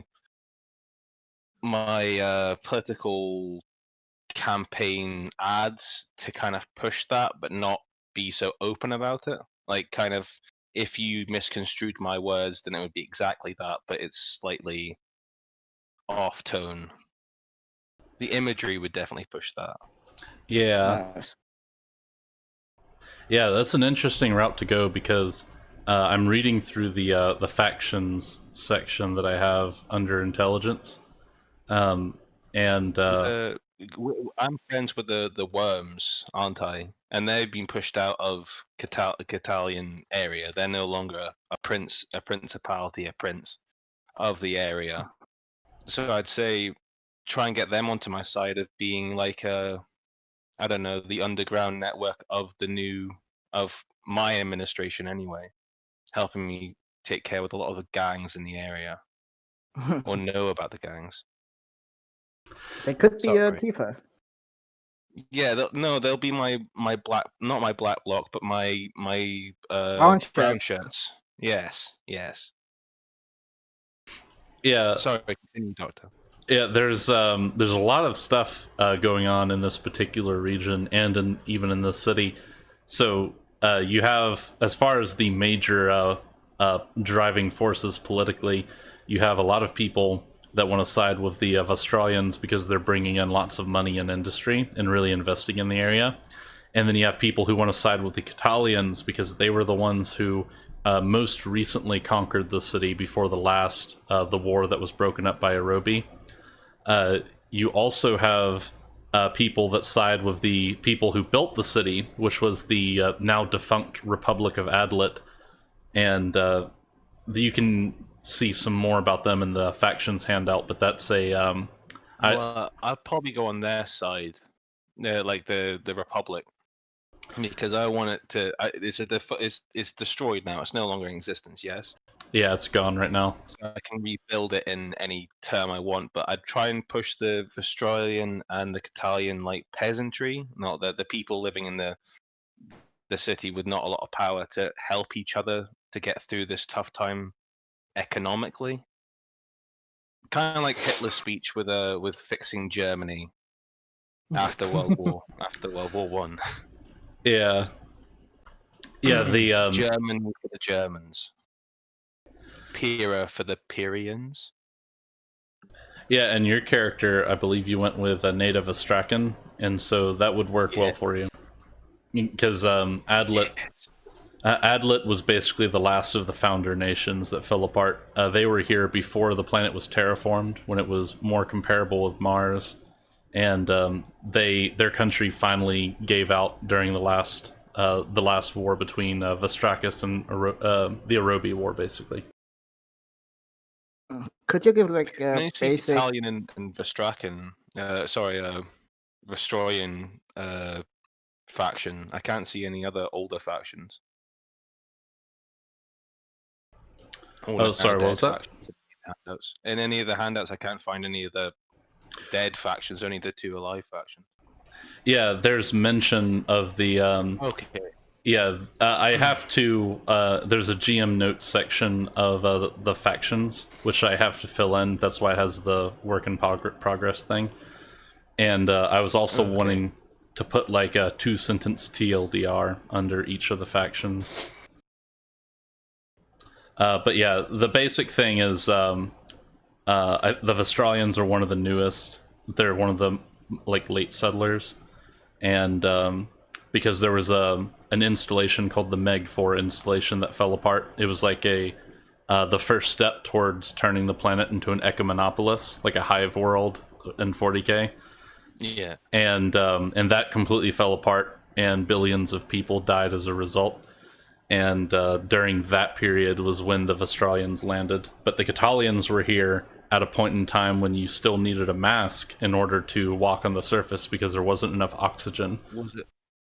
Was it war or just like starvation or lack of resource, like lack of oxygen? The Meg 4 thing? Yeah.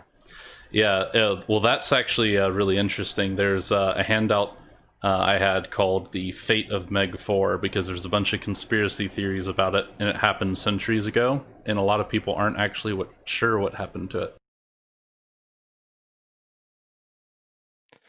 Do you think it would be... I'm asking your opinion here. Do you think it would be... it would benefit my campaign at all to, like, say the what's it called? The fate of the path we're on now will lead to the next Meg 4.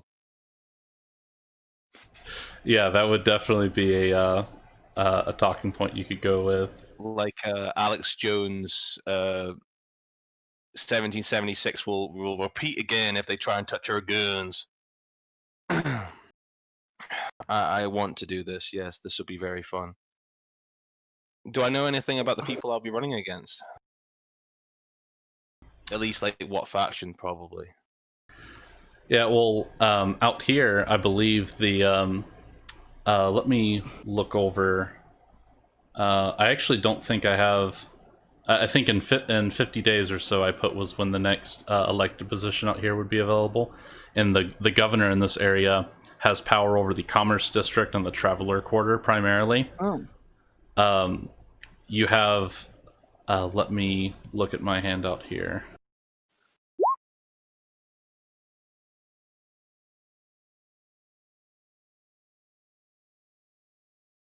Yes, Nick is right. You need to find equivalents on this planet for those groups. All right. So I have 2 candidates. One of them being the incumbent, and another guy who's running for election.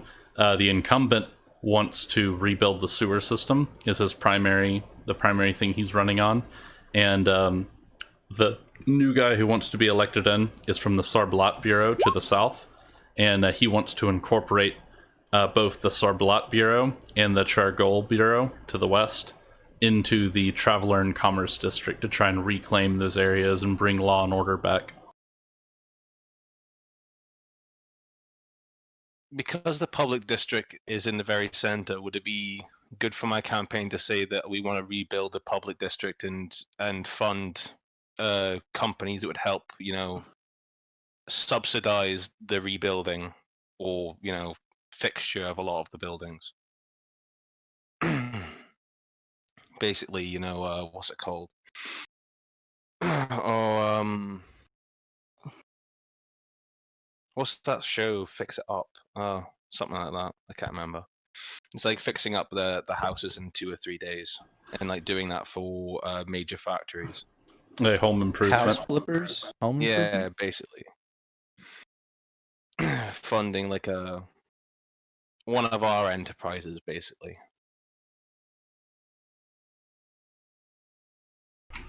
Yeah, that could be pretty interesting. You could also kind of crank up your involvement with tactical solutions, saying you have the position to, defend any claims you make on the city. Yeah, and any gangs in the city that were offending the local community could be dealt with by a group that I have heavy ties with. As you said last time, you think that a large portion of the population isn't too keen on the gang warfare in the local area. Yeah, anytime it flares up, you get a lot of people in these communities will pitch money together and pay a whole bunch of people to sort it out. And it's kind of like a mini arms race that kind of goes on every now and then. Nice. Well, in my opinion, you shouldn't be too open about your affiliation with Tactical Solutions. I think it would be better I if... think when the time comes, especially if we could flare up or get our friends that are gang members to flare up tensions between two rival gangs and use it for a reason for our people to come in and start policing. But it could also be used against you. That's something we should keep in mind. Well, what can they use against me right now? I'm a part of a group that helped destroy a terrorist band taking over a small town. It's now a what's it called? A mercenary band that's only seen to do good so far. We haven't done any genocides yet. Yeah. We're just investing in local commerce and helping the local populaces when it comes to like large bug infestations and terrorist organizations, assassinations. Yeah. Yeah, and Rommel, were you here when I was giving Nash the rundown on the sort of nightlife out here? The mercenary bands. Oh yeah, the them talking about the sewers and the wildlife. No. Okay, yeah, I'll just give you a rundown on that real quick. So Nash, he was hanging out in the Traveler Quarter while you've been doing business in the Commerce District, and he's just listening to mercenaries that come and go from the various public establishments in that part of town. And you can sit on the roof, and it's deadly quiet because there's no traffic during the night, very little traffic during the day. Most of the streets are barricaded, especially when you get further from town.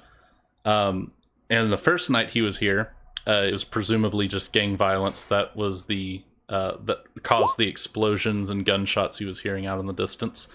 But then the next day, upon doing more legwork into the matter, it's actually mostly wildlife and brigands from the outskirts of the town that are causing that. So there are these hills, kind of in a semicircle, from 3-4 kilometers from the outskirts. You can look down into the valley where the city is, Well, those guys will hop into vehicles, drive into town during the middle of the night, loot a bunch of stuff, and then get away before any response can be mustered. And other than that, they also use the sewers to get into the town. There's also a lot of dangerous wildlife out in the jungle that gives people grief the further you get from the city center. All right. Can I buy? Is there any like overspill of wildlife or brigand violence like in the university district or squall town? Yep, the problem I just mentioned affects every single one of those outlying areas. Anglersboro, Fenry, University, all that stuff is affected by that problem I just mentioned.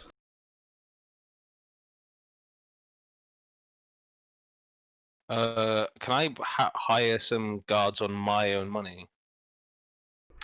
Yep, you can do that. Can I give me 1 second? You guys, 1 second. Someone's calling me like again and again and again. Okay, no problem. What is it, man? Hello.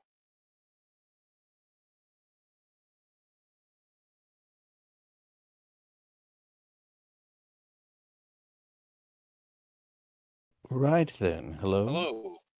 Is there a police force What in the you city? need? What you need, man? It's mostly private What you needing, police. man? Ah, You just called me like 3 times. Alright, so what you need? Quick question. Fucking being a dick. Doctor, Yep. would it be possible for me to, let's come and say, help us for put out once. some feelers to find certain drop- organizations that might be willing to help me fund research in anti-psychotechnology? Yeah, there'd be 2 different factions that would be interested in anti-psyker technology. Mostly the Australians, but also to some degree the Arobi Corporation. And to that end, it would depend on what approach you want to start with, as far as killing or defending yourself from psychers. Obviously, killing in the most painful, inhumane way possible. If someone works for you and they don't come see you about the work that they do, like they don't do any work and then they don't come see you, it's just you don't keep them on. As well as if they keep taking the piss with money. Oh, you're hot micing, Rommel, if you can hear me. Alright. Well, look, we asked them to clean up the backyard. Took them 3 Big months. oof. I haven't asked fucking Wayne to Oh, do boy. anything because But yes, I want to make them suffer before they die. All right. Yeah. So I got a little sidetracked. Let me pull up the encyclopedia because I think there's something you might be interested in right away.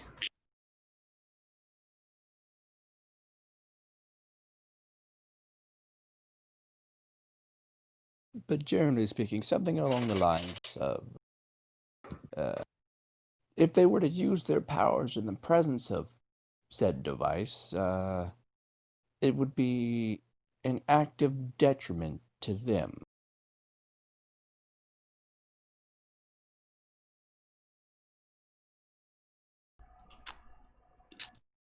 Oh, sorry. I just got to the handout that I was looking for. What were you saying about an active detriment to them? Like, let's say they wanted to use their psychic power, particular reason.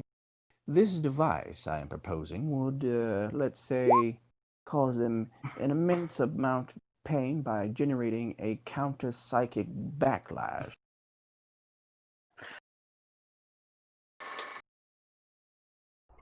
Yeah, that one would be pretty difficult. That would be anything that emanates a psychic force is pretty high tech, and you would know that based on what you know about psionics so far. Right. You should genetically engineer a group of women with anti-psyker capabilities to hunt them. Good idea. I am a doctor after all. Yeah, I can tell you the thing that is right within your grasp right now would be to create, if you could source some radioactive materials, then you could make radiation rounds that would basically, they cannot be healed with biopsionics, the wounds made with these rounds.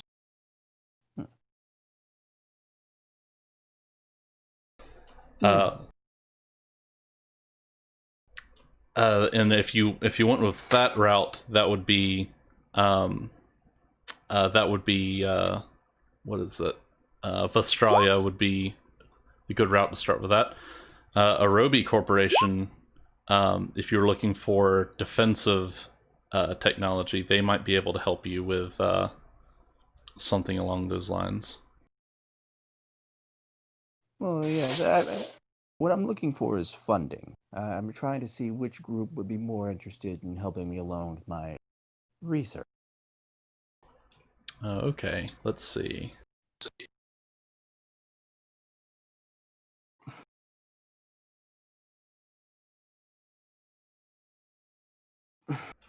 Yeah, you could do a intelligence plus connect to try and reach out and see if there are any organizations that would take an offer like that.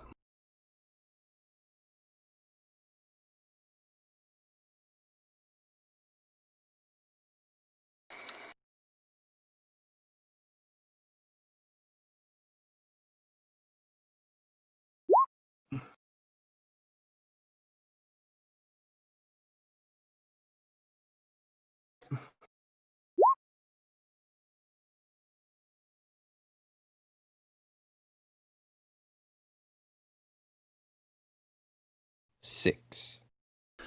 All right. Yeah. So there are a couple of research grants for specifics regarding psychers or psionic individuals. The kind of contracts they're looking for involve taking people affected by MES and then giving them various exotic drugs, stuff made from flowers on distant moons and special minerals composed of exotic matter. And let's see what those pay pretty well, and they might open you up to future grants, but none of them seem to involve directly killing psionics as far as what you found so far. Hmm. Well, yeah, let's look into some of them. How many?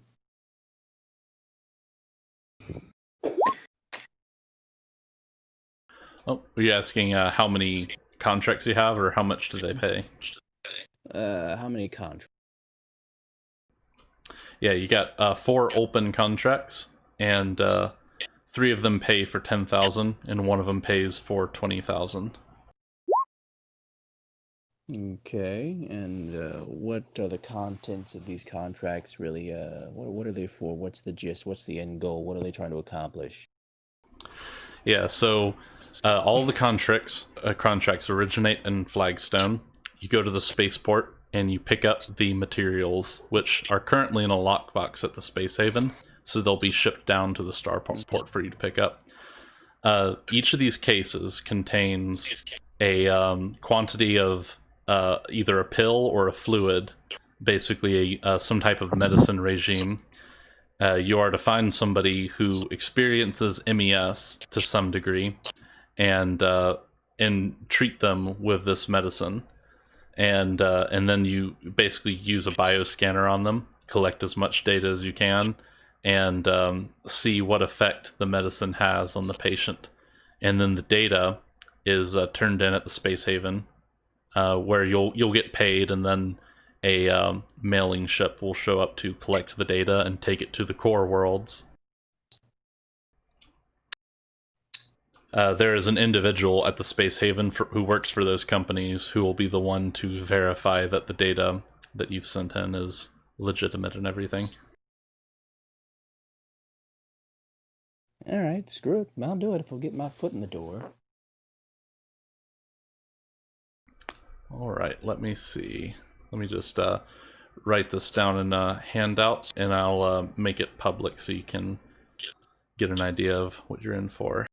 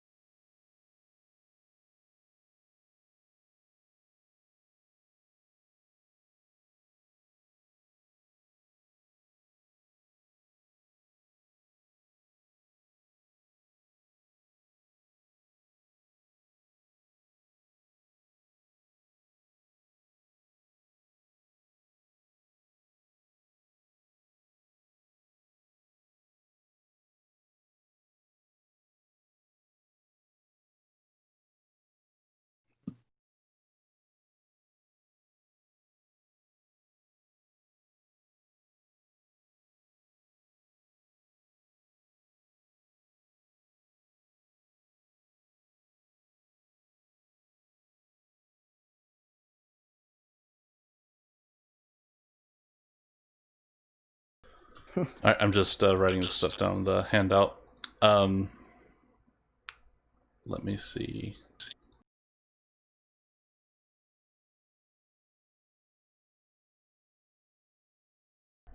I'll just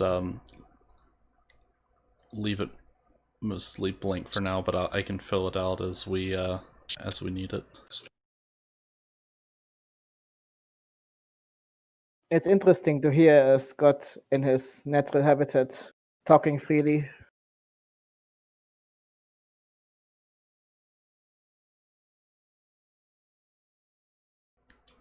Yeah, I have him muted on my end, but if he asks to be if he's done with everything, then I can unmute him for you guys too, or for myself.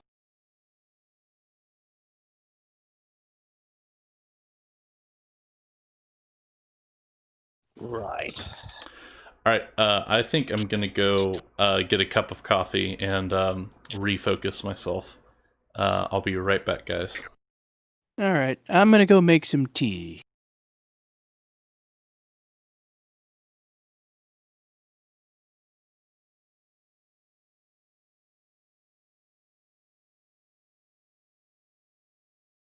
To smoke a cigarette.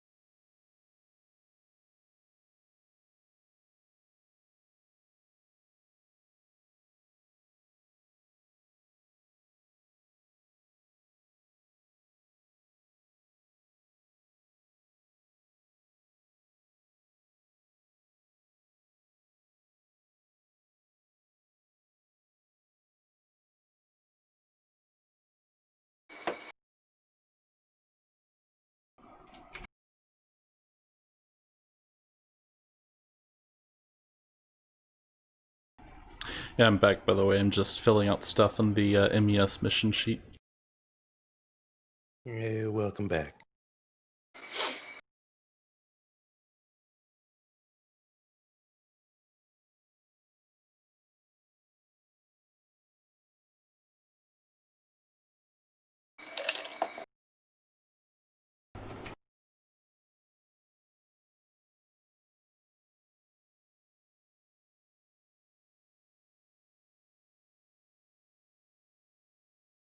I'm gonna go get a drink or refill. I'll be right back.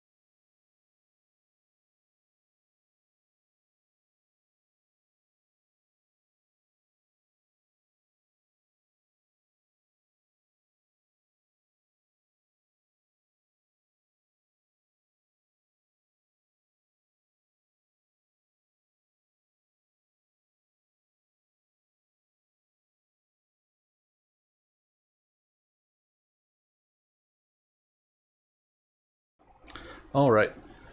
So you got a little bullet points of the medicine, so you kind of know what you're getting into in that regard. All right, let me just take a look at that real quick.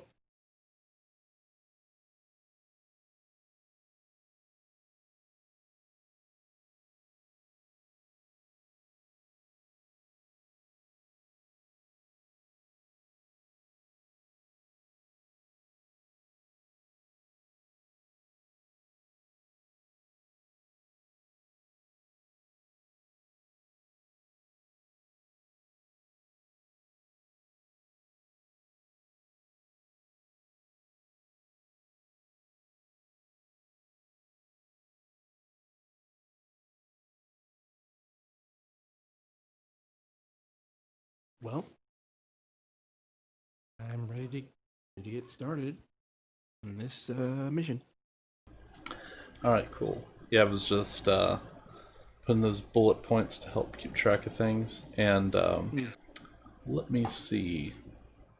Making sure that I don't have anything more to do in Piro because I still have that map pulled up.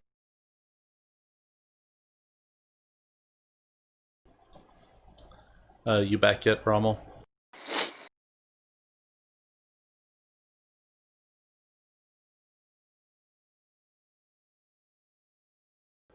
Okay, I think it's a good time to pop over to traffic again then.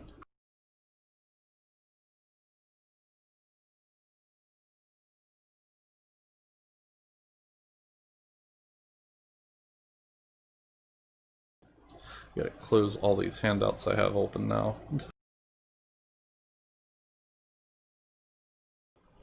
Okay, so as far as where you're going with the excavation project, are you still focusing on just getting the whole mech out of the ground and then having that hatch built on top? Yep. Well, I guess before I get the hatch built, should get like a hangar or like a large building built in the ground around it, and then finish it off with the hatch on top to close it in.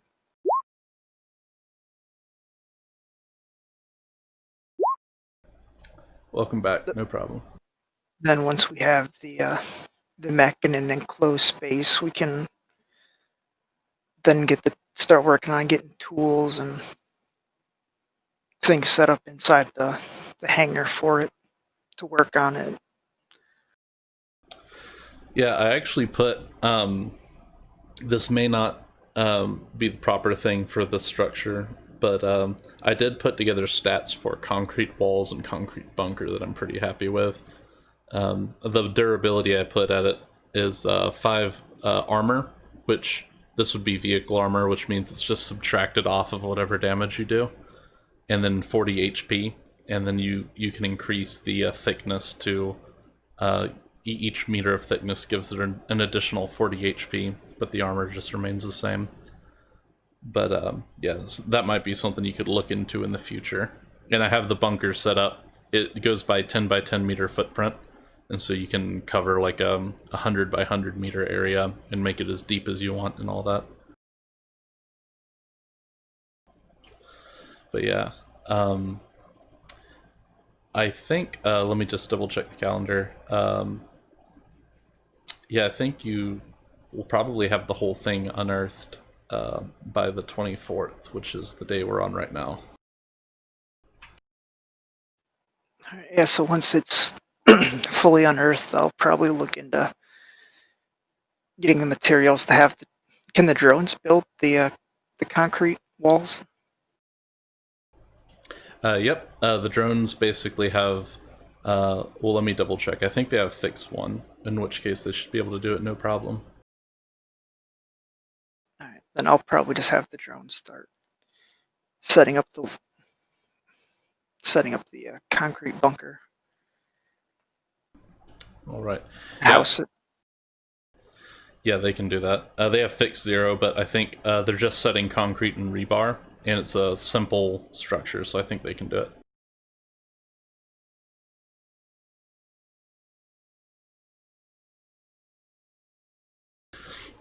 Yeah, what I was kind of thinking with the Fix 0 drones is you could have them build like a house or like a concrete bunker. You just couldn't have them assemble a refrigerator or put together a blacksmith workshop or something like that. Yeah, mainly what I wanted them for was again building like the underground rooms, as well as building supports to keep everything stable while the excavator digs, Yeah, so it doesn't get caved in on.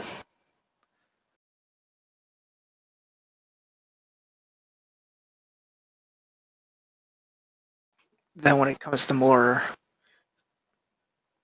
delicate builds, then we can just do that ourselves or bring some people on, hire some people to come do that for us.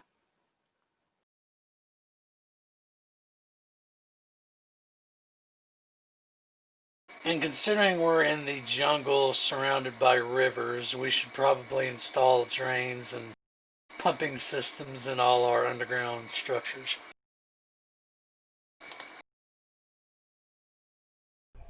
yeah, I was thinking of suggesting that as well. And it would be neat if you had basically the doorway to your facility was like a 30-meter high concrete building, and you could land a helicopter on top of that. And during flood season, it'll just look like an island.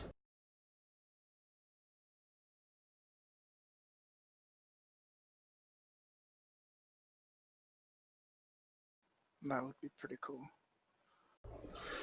All right, so I'm just imagining this on the map as a big square thing with an entrance probably emptying out on probably the eastern side. I could go ahead and put that down just to keep track of things.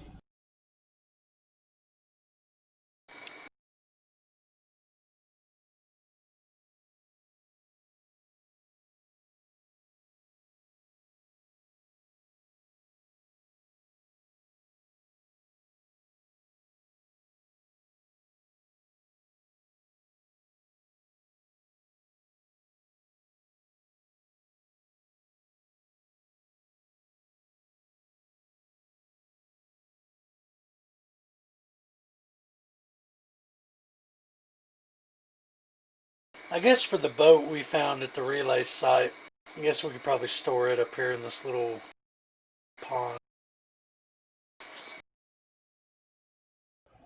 Yeah, you could do that. Oh, another thing too is with the excess dirt that I've been moving. My plan was going to be to just start filling up this hole over here with it. All right.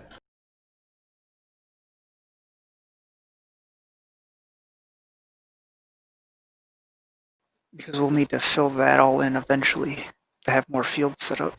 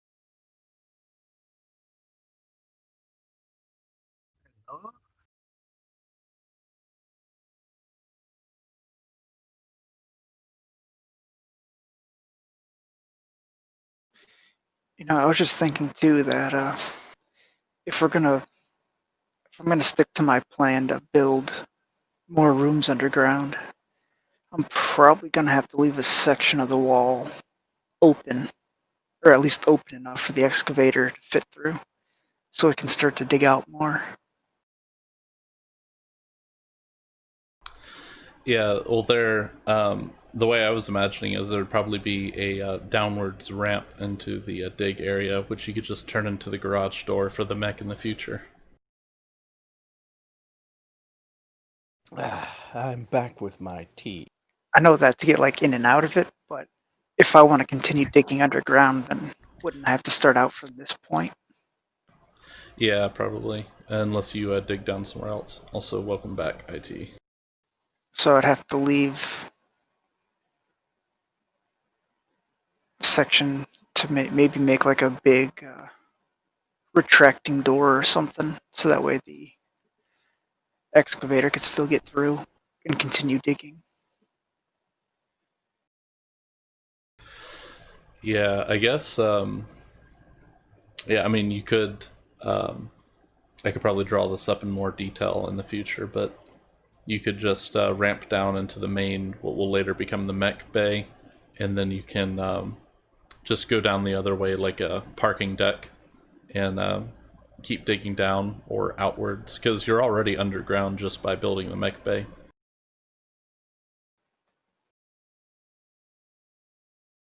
I just wasn't sure if it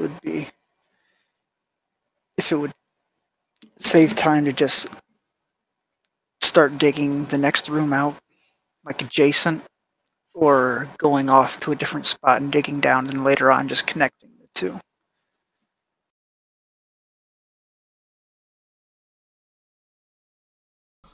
Yeah, I mean, either way would be would work probably, but the yeah.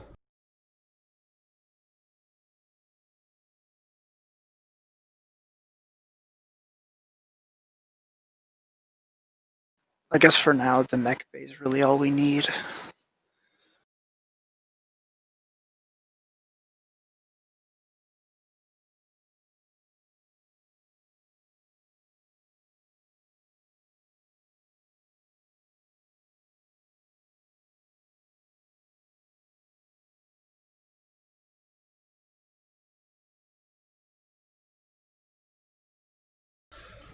Okay.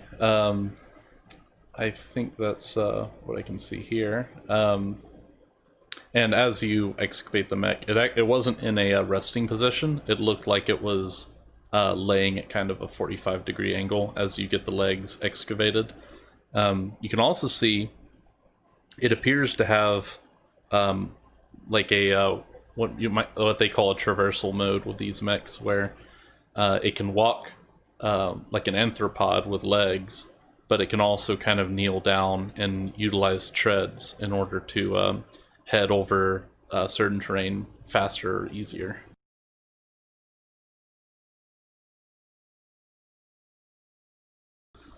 The treads can also be used as an improvised weapon in some circumstances as well. I just realized it's going to be a pain to build the floor underneath this thing. Yeah, well, what I was about to get around to saying as well is you probably put some supports on both sides to kind of keep it from falling over as you excavate around it. So you can pretty easily move it to a sort of standing position, I think. Okay, that makes it a lot easier.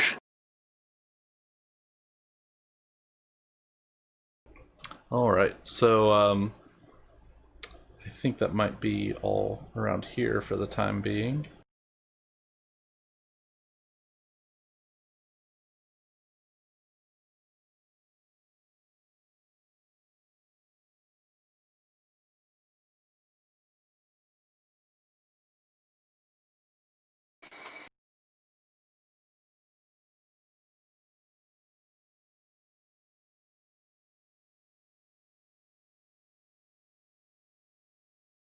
If we are going to use the gang for political purposes, this might be a good idea to get in contact with the other security agencies and like make a deal so that they don't get arrested too often. Yeah, well, you could definitely do that. You'd basically be offering to basically implement what would be the word, to incorporate them into your command structure or your political structure in Pyrrha, if that's the city you're talking about, right? Well, they wouldn't. No, I wouldn't want them to be affiliated with us, but they would be like, Well, like like Antifa, basically. Like they're not officially affiliated with anyone, but they still get let off by the police. So yeah, well, that's what I was going for. Like when I said incorporated, I meant like giving them a back channel so that if Yes. if there's an explosion in their district, they can quietly contact you, and you can help them. You two can help each other out behind the scenes if they want to. yes, but it's just an idea. Yeah.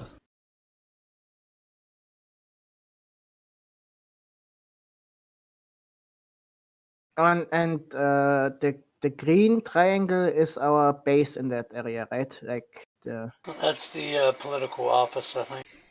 Yeah, I can go ahead and mark those to make it a little bit less confusing, but the green marker is the location of the political office, and the red marker is the military base you have there. Nice. We should definitely use it as a recruitment center. That we need more men. Like Well, Yeah, we need a lot more men. That was my idea to set it up Yes. as a recruitment center that's a great and idea. our main office for the city. My idea is basically renovate the best looking building there as our main office, and then just start bulldozing the other buildings on the block, and then just set up like a military base, with like barracks and shit like that, and wall the whole thing in. Like a fortress in the city. Yeah. Nice. Can I get the what's it called? The technician that we have on staff to look up what district would have the majority of the population that would feel similar to my cause, would help me in the future, You mean the or hacker? possibly no, someone to research demographic Okay. In your own. demographics of people Yes. who would vote for me, so I can place guards there to stop the brigands and other things from attacking them during the nights and make that area safer. All right, yeah. So you're basically looking for what is likely. Like if you haven't put Right your in.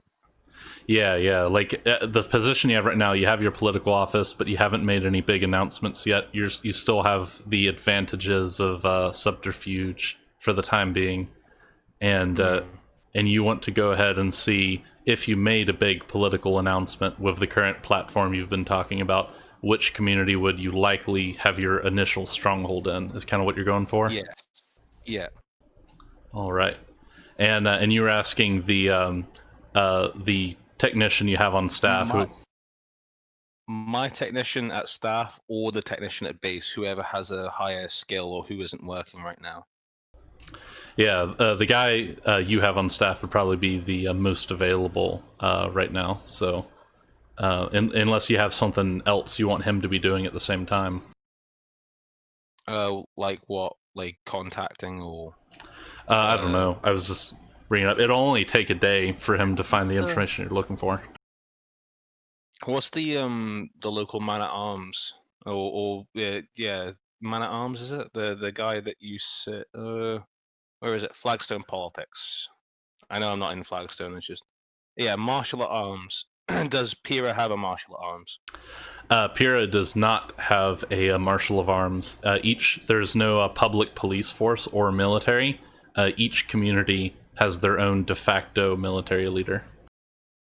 Okay, who's the de facto military leader here? In the area. Sorry. Yeah, let me look that up.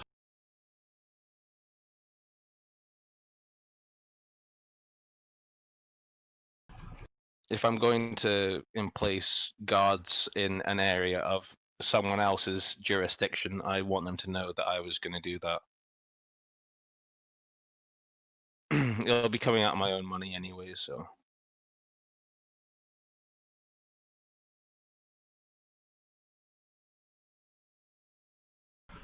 All right, I just updated the Pura politics. Oh wait, let me make sure you can see that.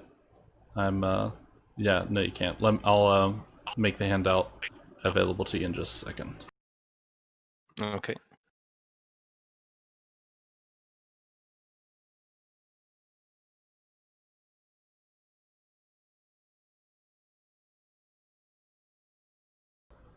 All right, you can see Pura Politics. I just added Ursa Strad as a public figure. She's the de facto marshal.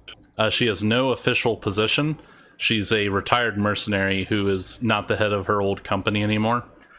She mostly hangs out and drinks, but everyone in the city, and you definitely would know this having been focused on this sort of issue for the last few days, anyone who has a military problem comes to her, kind of Godfather style, because she knows everyone who can get stuff done. I'll arrange a meeting with her as well as while I put my technician of staff onto the matter of finding out where my core base is, and my artist on making political or campaign posters to do with this starting campaign. What's it called? Tactic, I guess. Yeah. Step. Sounds like she's due for an accident, in my opinion. She's overdue for an accident. What? I mean, she's competition, right? You know what happens to competition. Not technically. If she's a drunkard military officer, she'll probably let us get away with a lot of stuff. Well, Or I she hope might so be for looking her. for possible money to push, like, to be, so I don't have to look after this town as much, and she can get her troops better equipped to deal with some of the more violent gangs that I'm not too fond of. Okay. It's good to have a thug on staff now and again. All right. But if she becomes a problem. Yeah, we can always kill her if she becomes a problem. But I haven't even met her yet. Yeah, your hacker did his legwork over the course of this day, and I'll update the calendar to show that as well. This is, I believe, the 24th, and you know that initial stronghold, especially if you work in Adlet as the old Adlet Republic into your message, you will get a lot of supporters from the Vestal community, which is that central to the east of the public district. They are all originally refugees of the war which destroyed the Adlet Republic, and they've done the best job out of all of the communities of maintaining their section of the city. What's also interesting about them, maybe makes them stand out from the others, is there are some residents who were able to undergo the Vitae treatment, which was popular in the Adlet Republic during their heyday, which is a form of life extension. There are some residents in the Vestal community who are believed to be more than 500 years old. Yeah, that sounds really good. Was I able to get in contact with the Ursa Strad? Yeah, you could. You know the bar where she hangs out, Okay. and you know the. There's not an official appointment that needs to be made, but you know that you can approach her, and as long as you don't annoy her, your presence will be entertained. I'm going to go there first and get my blessing from the Godfather before I purchase any troops to look after the public district and make an announcement publicly politically. Sorry. Yeah. I'll go over there first. What kind of rolls will I have to make in this? I wonder. Yeah, so you go. The facility that she spends a lot of her time out is it's at a near what used to be a large elevated highway, and it looks like kind of a run-down establishment from afar. But as you approach, you can see the walls have been redone recently. There's you could say while there's no care for the aesthetic of the establishment, they put a lot of effort into making sure that the windows and walls are bulletproof and explosion resistant. And Okay. there are a good deal of armed people walking in and out of the place all the time. Nobody in uniform, though. All right. And yeah, so you can walk in, and there's all kinds of people having a drink. The place is well lit, and it looks like a pretty well maintained, if slightly shabby establishment. And you can see her drinking at one of the corner booths in there, along with a couple of Is mercenaries. she alone? Oh, okay. Couple of mercenaries. I'll order a drink first and foremost. Just the general low level, low income drink. Nothing too fancy. Yeah. And I'll head over to her table, asking if I can speak to her. Would you want Simo to go with you, being a mercenary too? No. There's no if you want to come along and meet the person that is probably the head of the area that you're researching. You probably already met her, to be honest. Yeah, Simo would know who she is. He probably hasn't met her in person yet, but yeah. Well, I'll wait at the bar for Simo then to arrive. He'll show up.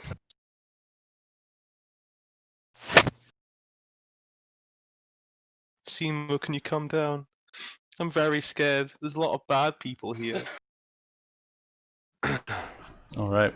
Yeah, so you approach her, and she's in the middle of a conversation with the person to her left, and he eventually nods. It's sort of a quiet, like a hushed conversation.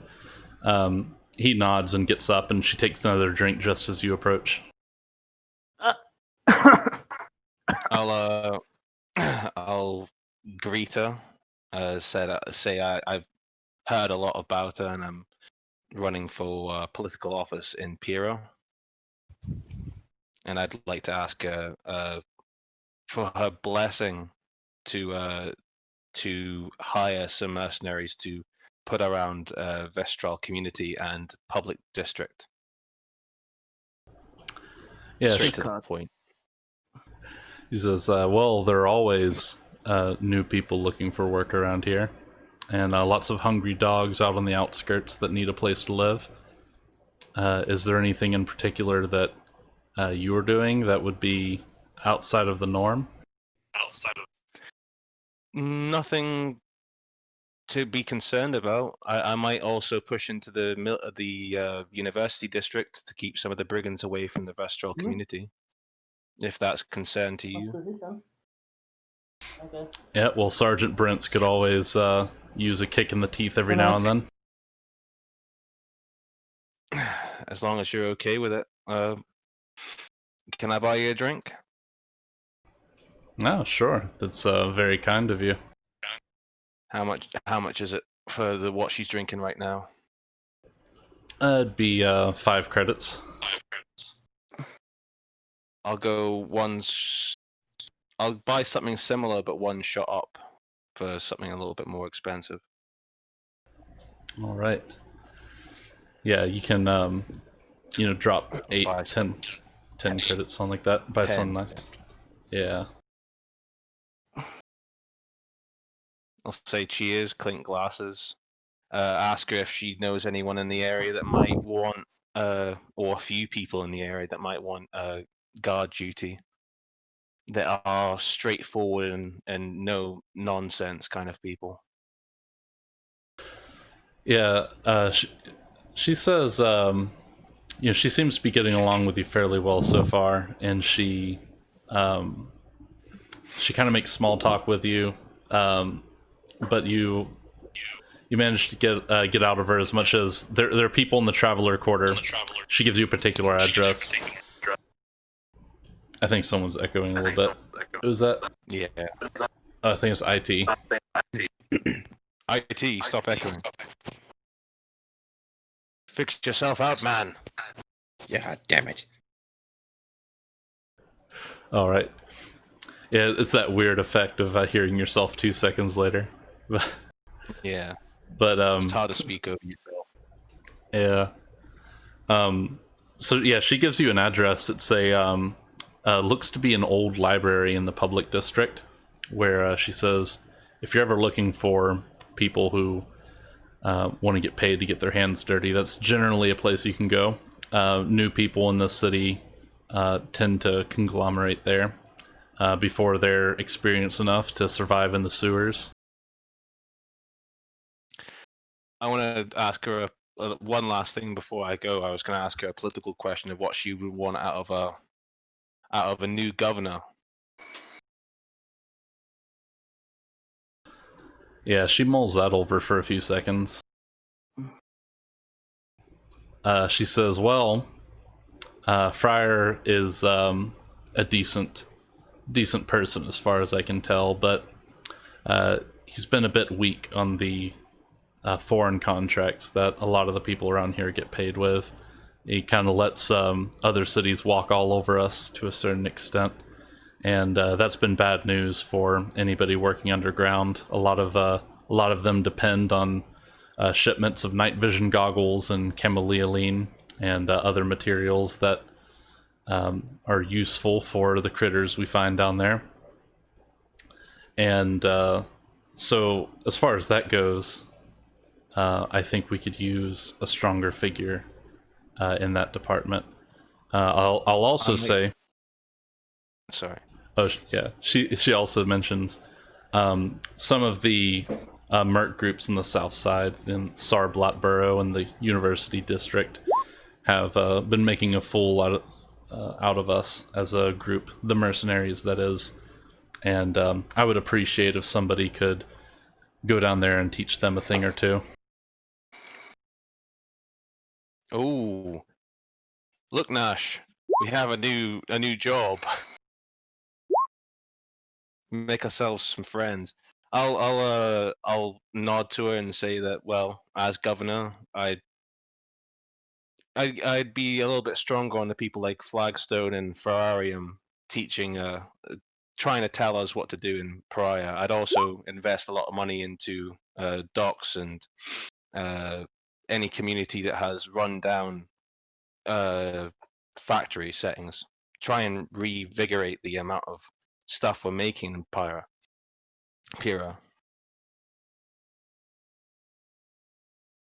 But I'll leave it to you, and then I'll walk out the establishment, downing my drink and leaving it on the bar. All right. Yeah. Okay, I'll leave it to other people right now because I've taken up a bit of time now. Yeah. I always assume with situations like this, there's probably a little bit of small talk that goes on as well. You're probably in there for a little bit of time. Yeah.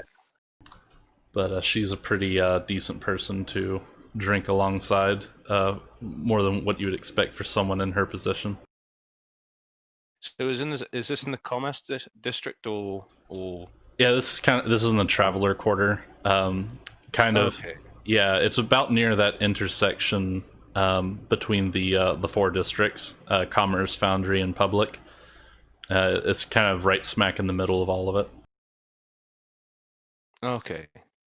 Before I leave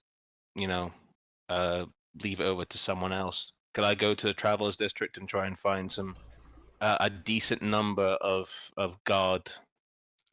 normal guards to patrol public district and Vestral community for right now? How much would be decent? Like 20 people? Yeah. 30 people? You could probably a light patrol would be probably 2 people at least, and so 20 people. You'd basically have 10 patrols. You could cover most of the smaller districts pretty thoroughly with that, or you could cover all of Vestal pretty lightly with 20 people or so. 20 teams, that is. What about public district? How much would that take? You could cover that if you hired 20 mercs. You could basically cover the whole thing pretty well. Let me see how many streets you have going in there.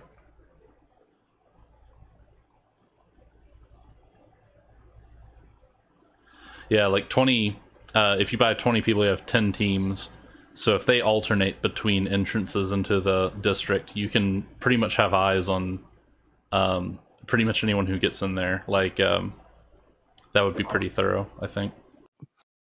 How much would 30 people, so 15 teams, cost me over the election cycle? If I was going to hire these people out for, like, how much do I have left? Like 40 days? Yeah. Or so to the election? It was in April, I think. I have the exact date down. I'm just looking up the merc cost real quick.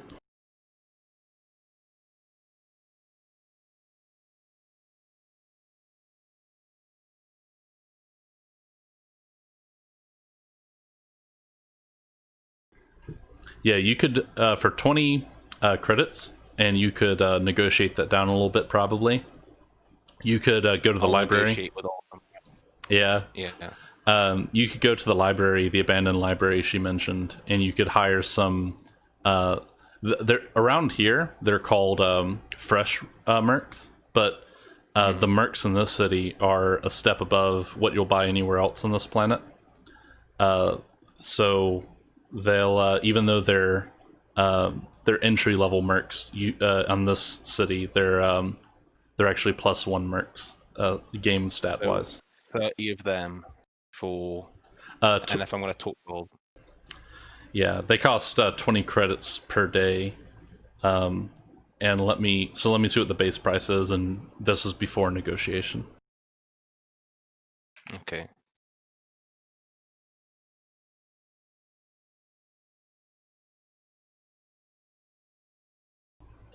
Yeah, so the whole lot before negotiation, I think, would be 36,000 credits to have them for 2 months, which will be the remainder of the election cycle.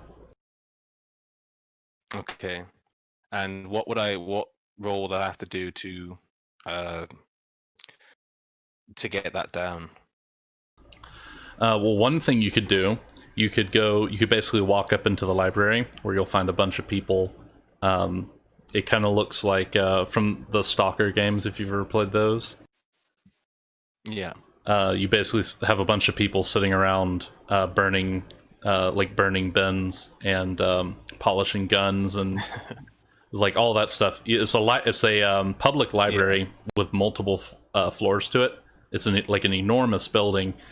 Hobo mercenaries. Cool. Yeah, and most of them are basically living here temporarily while they save up money until they can do bigger jobs or join up with one of the Would merc it be groups. less?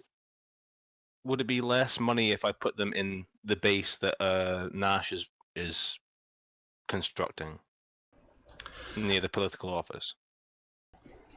Yeah, I'm not sure if that would make it any cheaper. They'd probably just sleep on the street if you didn't offer them any. Yeah, but with the base, they have a place to come back to, and a rally point, if you will, that you can recall them to. So that would offer a little bit of a benefit. And I can work my magic on. Nash, I'm also planning on getting these 30 guys to move down to the university district with some of our guys to kind of sort out those other mercenary bands that Estra was telling me about, or telling us about. Do you think we should get the chopper in, Nash? It's part of one of the reasons why I want to start bulldozing shit is to clear out room for a helipad. Cool. That way we can fly the chopper directly. How big would the area be if all the buildings were bulldozed? What's the... let me actually check, because I believe this map is to scale, so I should be able to just zoom in and get exact dimensions on it.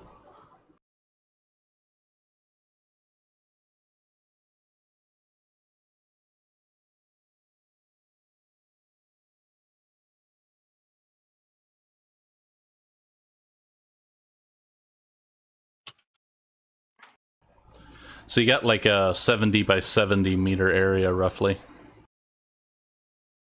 Oh, that's not bad. Yep, and you got... I can figure out, like, generate an actual floor plan for this thing, given enough time. But it'll definitely be multiple stories, because this is downtown, so it's probably like an old office building, at least 6 or 7 stories tall. And the benefit you got from the placement is that it is extremely difficult to find a good sniping position that gives you vantage point onto the building itself. What kind of role would it be to kind of offer them, or the ones that excel, a place in our new mercenary band as well? And possibly like constant work.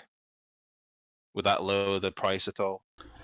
I think that's the kind of stuff that would probably be included in the negotiation. I don't think you can negotiate below 20% discount usually. Okay.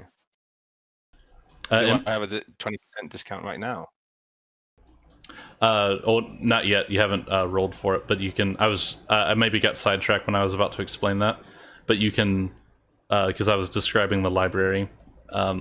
But you roll up in the library and you can do well, I guess it depends on how you want to approach it, but if you just want to talk up the mercenary company and basically tell these people, that you could have a future with us, all that, then you could do a talk plus charisma and lower the price by as much as 20%.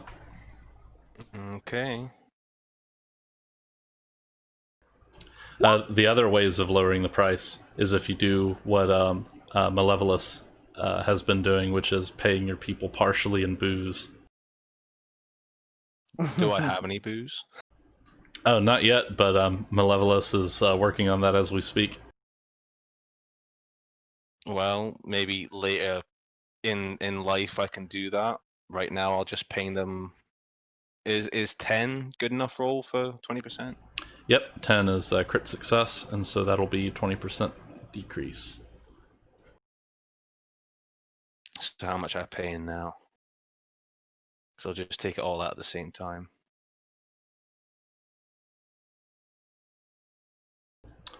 Yeah, hold on just a second. Sorry. Yeah, one of the things that's going into the new headquarters is a bar. Is a bar. Ooh. All right, Drinks all around. so that's 28,800 credits, down from 36,000. Okay. 28,600. Or 28,800. Okay.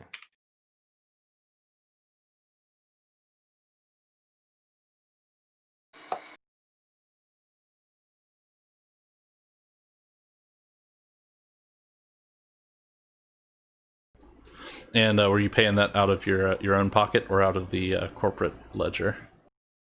My own pocket. 37, Okay. 34.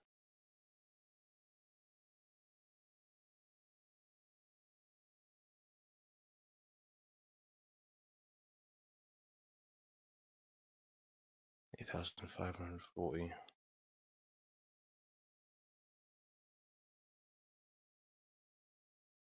Okay, I'm down to my last 8,000 credits. Oh, you're so poor, ain't you? I know. You pissed away 70,000 credits in like a few days. I started a political campaign, and I've got the guards basically bought the guards for 2 months for 2 whole districts of a city. You should convince them to join us. Just yeah.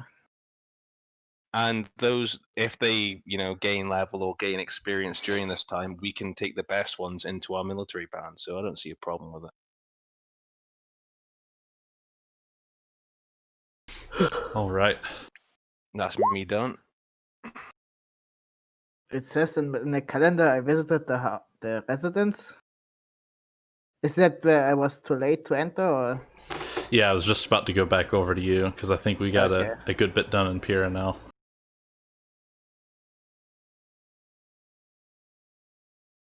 All I'm right, just gonna go for a wee cigarette. I'll be back in a sec. all right, cool. Well, there's two other there's one thing I'd like to do before I go to the residence, and I'd like to call in Pyra, one of the contacts I have, and well, basically I asked them for support for Alyosha. Oh yeah, you can do that.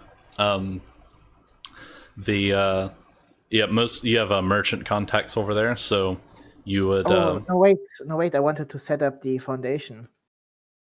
Is it possible to set that up with a favor, or do I need to be present for that? Yeah, that'd probably be a little bit more involved. It'd probably take more than one day as well. Setting up the charity foundation you were talking about earlier. Yes, exactly. Yeah, you'd probably want to be there to make sure everything goes correctly there. Well, then I just ask for a favor for Alyosha. Okay. Yeah, I think Aloysia, he hasn't officially declared his candidacy yet, but you could put in a good word. Yes. Yeah, exactly. you could put in a good word with the merchant so that they already kind of like him. He's a free market guy. Yeah. Then I guess I go to the residence. Okay. Yeah, so you show up. It's a really nice establishment, large stone residence, and you knock on the door and wait a few moments, and it looks like a butler answers the door, and he just says, how can I help you, sir?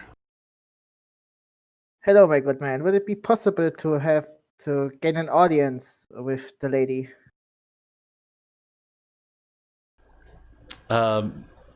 Miss Altriche is not expecting anyone today. May I ask what business you have with her? I was in. Should I tell the truth or? Well, I guess I tell the truth. I've been investigating the murder of of Regina Tyndall. and I wanted to speak with her on this matter. All right. This would be a good time for a talk plus charisma. Yes.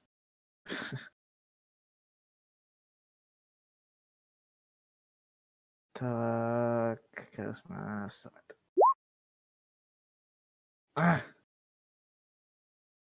Is that good? Is that bad? Yeah, well, before I tell you, and you could save this for later on in the same scene, but once per scene, since I believe you are an expert, you can choose Yes. to re-roll one skill, so you could use that now if you wanted. I guess I do. Oh, by the way, should I add the modifier, like the charisma modifier, when it says input value? Because the whole time I have the modifier is at 0. I think the modifier is like an environmental or situational modifier. Okay, good. Just checking. All right, I take this one. Yeah. All right. Yeah. So you begin explaining your situation, and you get the impression at first that he's about to close the door on you. He's saying, we're not seeing any more reporters. We're not interested in this. But you manage to sweet talk your way into getting him a little bit more interested in your position. He hasn't let you into the building quite yet, but he's let's see. When you say you're telling him the truth, are you saying you're interested in the death of Regina Tendil out of curiosity, or is there some other direction you were wanting to go with it? Well, Yeah, I'm just trying to get an idea of where your character's interest in it so far.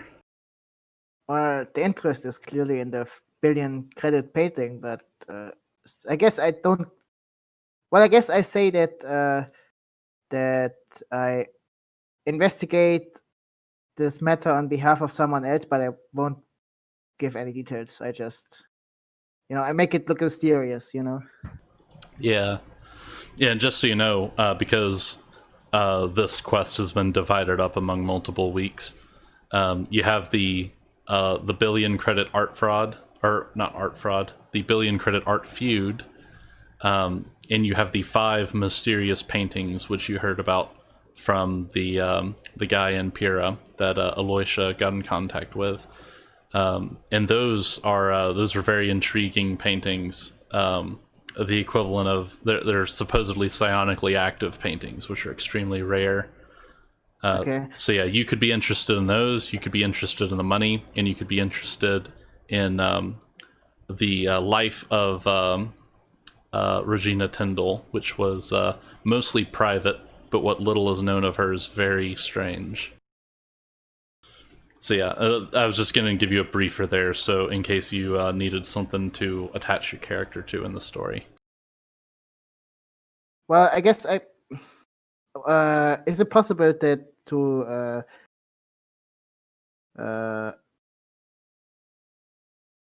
well, I guess I say to the butler then that I'm interested. On the one hand, I am investigating this matter on behalf of someone else, but on the other, I'm personally very interested in the painting. I guess I say that to the butler then. Yeah. Okay. Yeah. The butler, he. Like I said, he starts off the conversation looking like he's trying to find a polite way to kick you out, but eventually you manage to convince him that you're not another undercover journalist, that you seem to be an influential person, presumably, who is very interested in this painting and the recent events surrounding the disappearance, the suicide, that is. So yeah, he asks you to enter the appears to be I can't remember what the term would be, like a reception room, and he asks you to wait patiently, and ascends a flight of stairs into another room.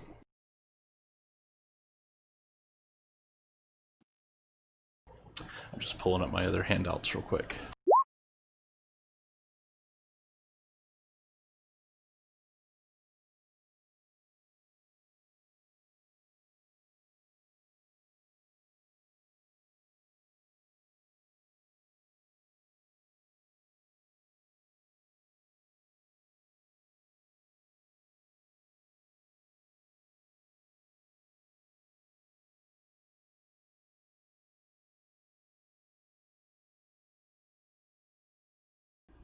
All right, I think I got all the notes I need now.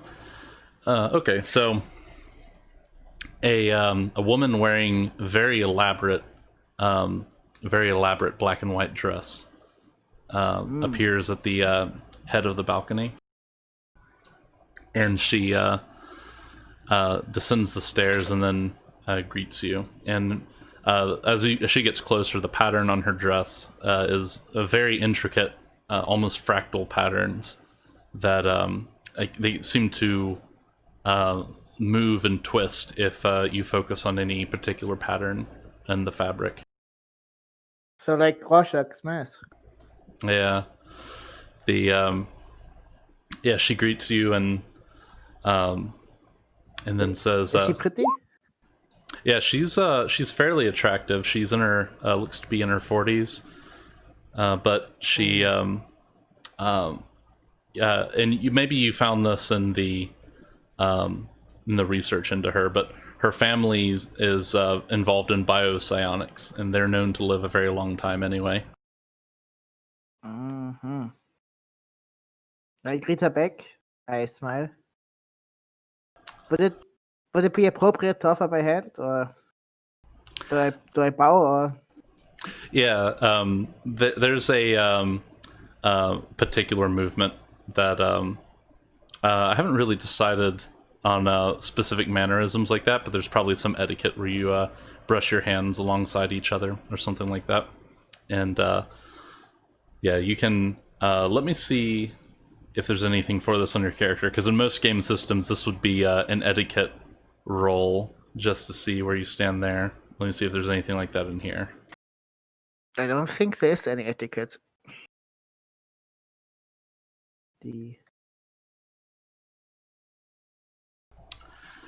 Let's see. I guess I think what I'll do here is well, let me look up what perform is, because it may just be dancing, but it may be something else. Let me just double check that.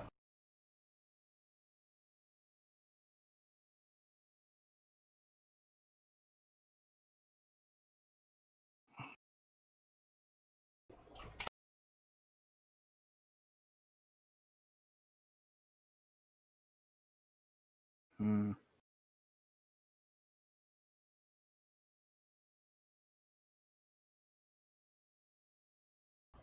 Okay, I think I'll go with intelligence plus talk. Intelligence plus talk. Talk.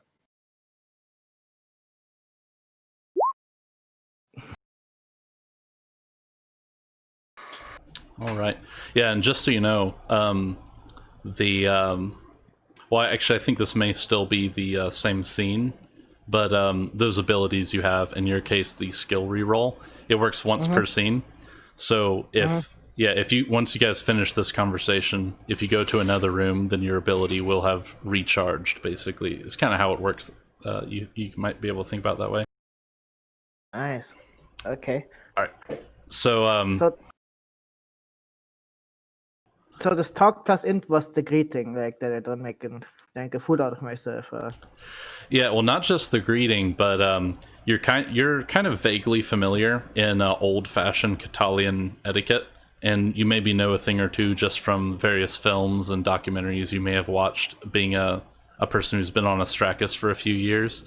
But especially since you're an off-worlder, you're not completely, you're kind of flying by the seat of your pants right now.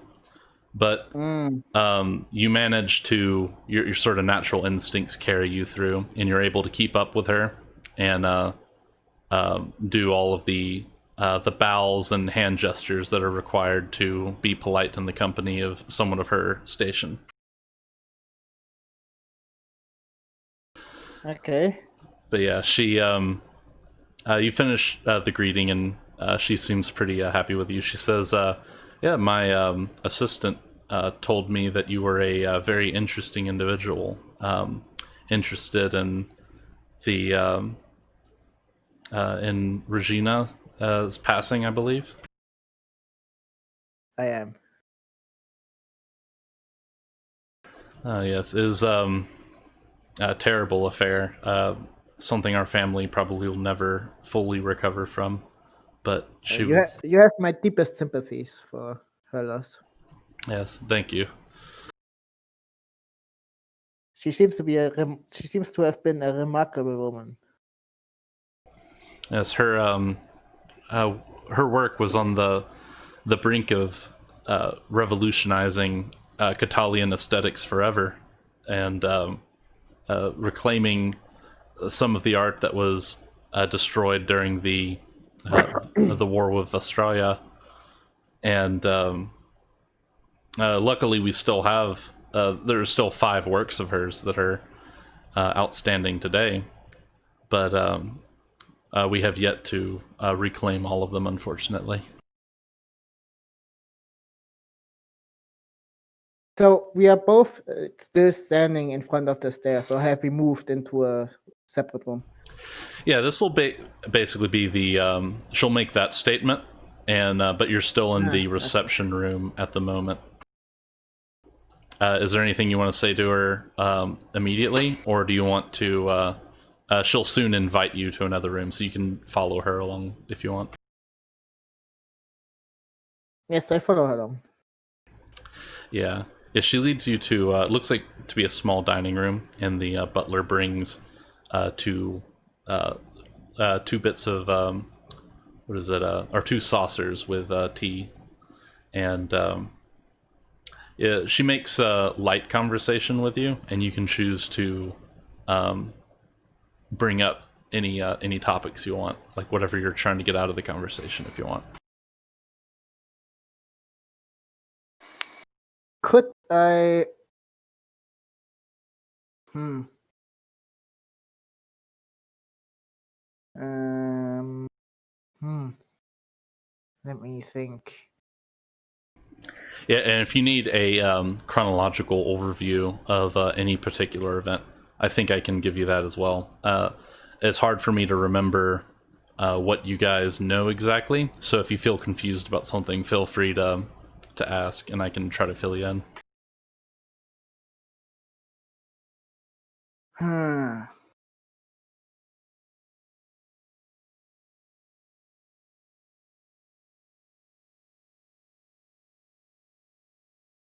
Well, I guess I answer with light conversation in return. You know, I tell her where I was born, stuff like that. I introduce myself.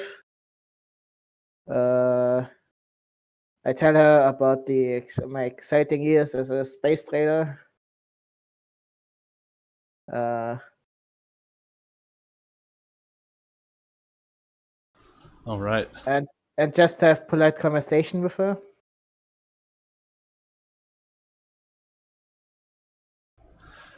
Yeah, give me just a moment.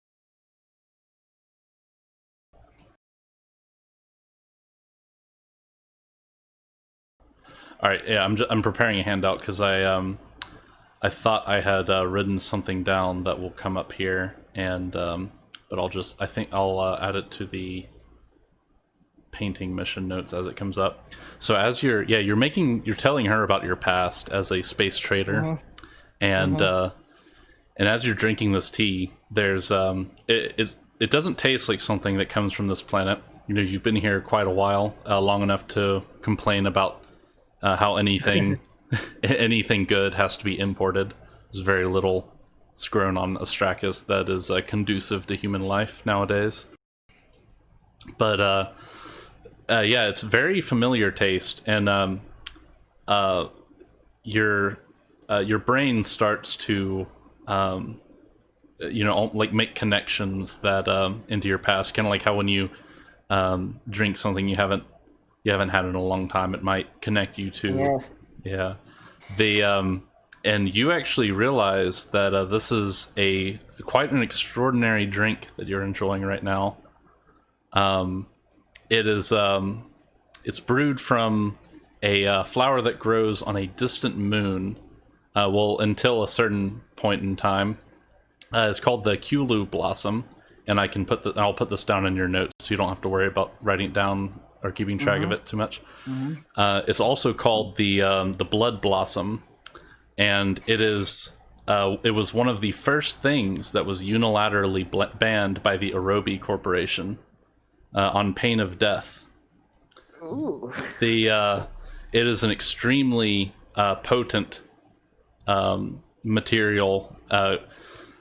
The moon in particular, where this flower was originally cultivated, is exposed to a stable rift in reality, one of the few of its kind in the galaxy, that bathed this moon in exotic particles, materials from other dimensions, which became integrated into the physiology of the plant, and so various individuals affected by MES can interact with materials made from this particular drink. As a matter of fact, what you are probably experiencing right now is probably a sensation that most alpha grade psionics, that is, people with low enough potency that some of them aren't even aware that they're psionically active, it almost it gives you the same sort of sensations they might experience for a few hours after you've drunk the tea. As I taste the tea and figure all this out, I kind of grin at her, in a way like I know what you do, I know what this is. Yeah, she sort of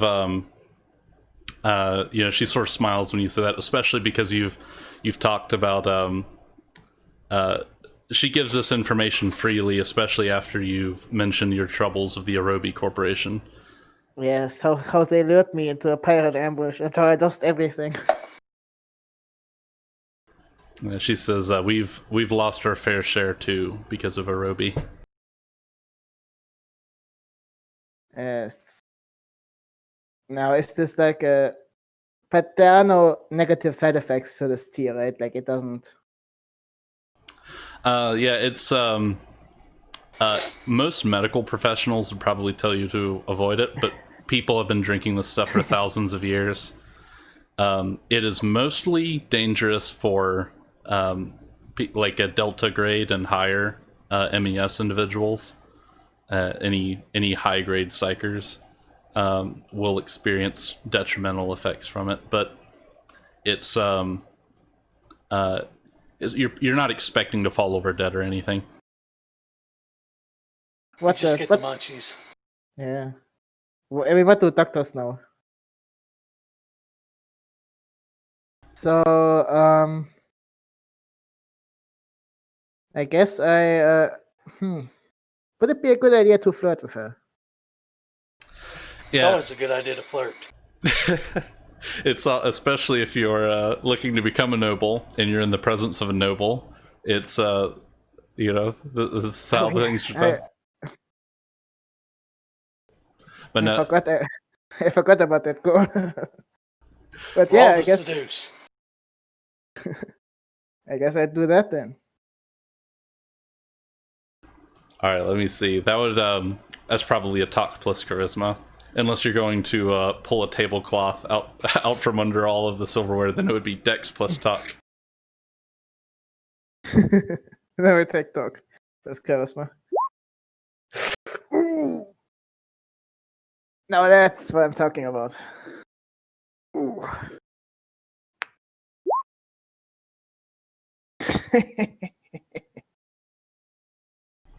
All That's right. money and pussy. Those are the two things that get the dice rolling. That's pretty amazing. You got so basically you rolled a 20 on your seduce roll. Yeah, with probably one of the best people he could choose to do that with. Yeah, so all right, yeah, you have a really nice sort of basically everything in the conversation goes about as good as it can. She gets you find out pretty early on that she's probably MES positive. I need to find a better way to I need to come up with like a better nomenclature or something for this, like rather than saying MES individuals, or I need to come up with something like psycher basically. But she's probably an alpha psycher, and you get the impression that she's self-conscious to some degree about that, because even though she's a psycher, yeah, MESC, messy. Even though she's a psycher, she is since she's alpha level, and she was never able to develop her abilities into something that's actually useful. She seems very self-conscious about that, and she's just powerful enough to remain as a legitimate heir, basically. And you also learn that there's a couple of things. Most of her fortune was made off of smuggling, having people run the Arobi blockade. Arobi sounds like my kind of guy. Yeah, they mostly like Arobi out is they have better ships, faster ships, and bigger ships. Basically, they have every advantage except for in psionics. And Arobi, they employ psychers of their own, but Catalia specializes in psychers, and so their psychers are a grade above the galactic standard, you could say, and so they're able to use techniques to manipulate people's minds, form psychic blanks, so that people will look at the scanner and not see them as a blip on the radar. And those are the sort of things they use to run material, including the tea you're currently drinking, onto Astrakis. Very nice. All right, and yeah, you get along very well. She invites you to a public event, and as well, I didn't prepare for any of this, so basically she does the equivalent of inviting you on a date. You know, you are her personal escort for this event. I of course accept. All right, and towards the, you talk pretty much for the entirety of the day, and you get all kinds of little tidbits and info out of her. It seems like she's found a kindred soul in you, and eventually she takes you to another room, and the butler, and once you go later into the house, you see the butler who talked to you looks fairly normal. The butlers further on into the house, they look, most of their body is mechanical. They have, but you wouldn't be able to tell without being really close to them. They have very fine skin grafting, organic. Yeah, their cyber eyes are meant to look organic, but you can tell that very little aside from their brain is actually still squishy. Interesting. Yeah, and that's fairly rare on Astrakis. Most people who have cybernetics have like bootleg tractor parts they've thrown together, but these guys look like they have some off-world kit. And but there's this heavy set of doors. It's made out of some pale purple material that you can't quite place, and it looks like it's been hewn into almost a wood-like texture. And as the door opens, you see there's a covered painting in the room, and a couple of other things to the side of the room, some crates of materials, Not wooden crates, mind you, but it looks like fancy sci-fi metal crates with pressure seals. But she says, you are interested in Regina. Well, we do have this one work of hers, if you would like to see it. Well, what could possibly go wrong? Yeah, so you get to the back of the room, and she pulls a dark silk cloth off of the painting which is covering it, and you see what looks like a dark cavern, like a massive cavern with several small figures to give you a scale of it. Walking through the bottom, the cavern appears to be miles high, and it's illuminated by a distant blue light. And if you could do a mental save real quick. Do you know how to do that on your sheet? Like this, right? Yep. All right. So yeah, you feel a presence in the painting, almost like there's a person right behind you, watching you as you look at the painting. And as your eyes... Oh, I think you're... I'm getting a little bit of echo. Not right now, though. Oh, there it is. Okay. It's not me. Yeah, it was IT. I was just sorting that out. Yeah, as you're looking at the painting, there you feel that presence as if someone's standing right behind you, and as your eyes dart away from the painting at one point, and the presence disappears, but then reappears as soon as you focus on the blue light, which is portrayed in the back of the cavern on the painting.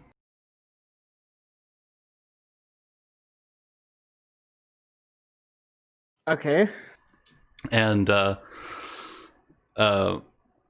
Caressa, she there's a bit of silence, and the two butlers are standing behind you as you're looking at the painting. Okay. And she there's a while of silence, and then she just basically points out on the painting and just explains everything that I've just told you, pretty much, pointing out the figures walking on the cavern floor, and the presence that the phantom presence that appears as you look at the painting. Okay, that's freaky.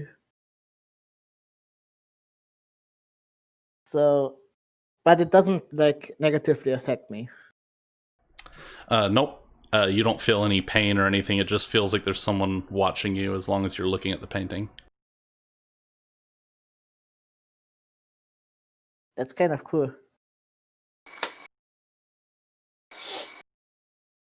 Yeah. So I guess I say to her, "Wow, this is amazing. This is I've never seen anything like this, or felt anything like this." Yes, it's we used to have hundreds of works of art like this back in the old academy before the Orobi War, but it was all destroyed during the Australian bombing. This is one of the first paintings of its kind she made. There are 4 others in the world that we have to recover, and I plan to secure them so that nobody will have the chance to destroy these. That is that is a that is a that is a that is a good thing. Perhaps I could also assist you in this endeavor. Yeah, she nods along and says, "It would be. I wouldn't even know how to reward you if you could secure one of these. It would mean everything, as far as I can tell. It might even rekindle hope in our nation. I'm sure my father would at least give you the title of knight if you could secure this. We don't want their nation. Fuck them. Marry her. Uh, Marry Oh, into the nigga. nobility and you've got it made. well, I could think of several ways that he could reward me for finding a painting like that. To her. Say it to her. You can reward me any way you want, baby. well, I guess I wink at her and I say, "Well, we can talk about the rewards when I actually have a painting."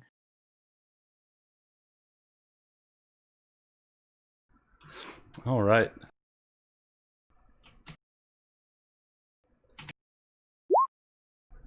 That's the face I was looking for. All right. Yeah.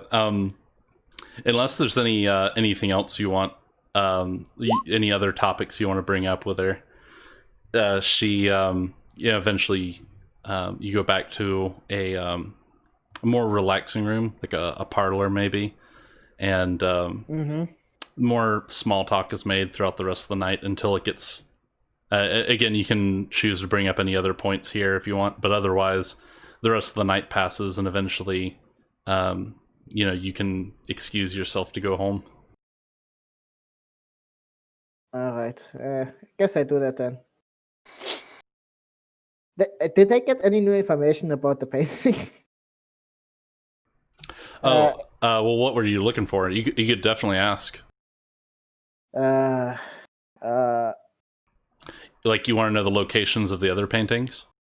Well, I guess I Any asked. leads on the paintings? Like just leads. She doesn't need to know. One of the questions would be like she was. It was she found. No wait. Peter Galbraith found the body. Yep. So I guess I would ask her what she was doing at the time. Yeah. Not in any way accusatory or anything like that. Just yeah. I gotcha. So the chronology of events, and you probably go over this while you're at the dining room. This is probably one of the first things that comes up. The chronology of events is that Regina usually lived with Caressa through most of her life. And Caressa's job was basically to tutor her in psionics, because even though Caressa isn't a powerful psionic, she's basically studied it all her life, and she's trained other people. And so Regina began painting as a sort of outlet for her abilities, because while most people rely on medicines and therapies to keep MES from withering their bodies away and killing everyone around them, the Catalians, they have a series of training regimes where their approach to the issue is you become powerful enough to master your abilities, and because the issue is that some people's MES is so powerful that rather than having the ability to heal their wounds, they'll just uncontrollably grow tumors until they die. Okay. And so they're like, okay, we're gonna train you from birth to be powerful enough and have control over your abilities that you can keep it on lock. And they're in her particular sect, they're very much against medicating people with MES for the purposes of reducing the abilities, because they believe it's wasting potential. So she was schooling Regina from an early age, and then Regina started painting, and then she started exhibiting abilities that some painters in the past have had, where they have these they're able to work exotic materials or exotic matter into the paint itself to get like mind-blowing, literally, effects from their paintings. Similar to the one you've mentioned earlier. The painting you were looking at earlier is called Solemn Night, and that was the first of its kind from her. The 4 paintings she made afterward exhibited similar effects, The Caressa only knows of 4 of those paintings. She knows of Suelia, Unrest, and Saturnia are the other 3 paintings that she knows exist. There was a 5th painting which was in progress at the time that Regina died, as far as Caressa knows, which was called Breath of Creation. And the as far as she knows, so yeah, I guess that covers the situation until the incident. So what happened is Regina met Martin Tyndall, who's the guy that Aloysia met in Pyrrha. Martin was born to lower class factory workers, but quickly rose in the ranks to become a manager at his factory until he was drafted into the military during a border skirmish between some Catalian princes. And then while he was assigned to guard an estate where Regina happened to be residing at the time, they ended up falling in love, and she was talked into taking some medication, according to Caressa. And in addition, she ended up moving in with Peter Galbraith, who is the the way Galbraith comes into this is he was the noble who owned the factory where Martin Tyndall worked, and Martin Tyndall was kind of like a trophy, like a commoner trophy that the noble was showing off, like, look at how good my people are, that kind of thing. And he's like, look, I have this competent guy, I've promoted him up to a sort of like a man-at-arms position, and so Martin was strutting around with medals and stuff, and able to come and go from Peter Galbraith's estate whenever he wanted. And so Regina ended up moving in with the Galbraith family, and Caressa threw a fit the entire time because they were attempting to medicate her as her health was deteriorating, and Caressa was wanting to bring her back in and begin training her again to keep her body from withering. And at the time that, like what Caressa tells you is that Peter Galbraith supposedly found Regina dead in her study, supposedly from suicide, although Caressa believes that the Galbraiths became paranoid and killed her as her abilities became more developed. And Martin Tyndall ran away with her latest painting, The Breath of Creation. So he does have it. Or at least she claims he has it. Yeah, she doesn't know where he stored it, and she doesn't know where Martin Tyndall is, but she thinks, you dare tell her. she thinks that he's hidden it somewhere. This woman's taking you for a ride, mate. Bros before hoes. Bros before hoes. Well, if you suck my dick and give me a Nobel title, I can give you a title over Pyrrha. Like, I'll be a head of commerce, so you'd be like master of trade. Interesting proposal, but and he would help us in Pyrrha, but she's in Ferrarium. We're not going for Ferrarium. Not yet. Anyway. You're not. Not yet, but we want to get there first. I mean, even so, you wouldn't suck my dick, would you? I don't know. I could buy a prostitute for like 10 credits. Only suckers pay. It's like I'm indirectly sucking your dick. For 1,000 days. She'd suck your dick once and then say, okay, we're married now, so I'm not doing it anymore. I could buy a prostitute, a high-class prostitute for 1,000 days. I got a high-class prostitute right there, and I don't even have to pay her. You don't have to pay her, but you have to find a priceless painting for her from dangerous people, one that has a gang. Well, I mean, we don't have to help her. We don't have to decide who we're helping until we get all the facts straight. She could be using you right now because she thinks you're a good asset. I'm using her right now. How do you know? How do you know she's not telling you exactly what she wants? What wants you to know? Well, I guess that's Can I roll something to determine her if she? Yeah, I actually, I probably should have done that earlier, but it just slipped my mind. You can do a notice plus charisma to do kind of a social perception roll. Nice. All right, so you get the impression that especially after she's gotten like drunk some of that tea,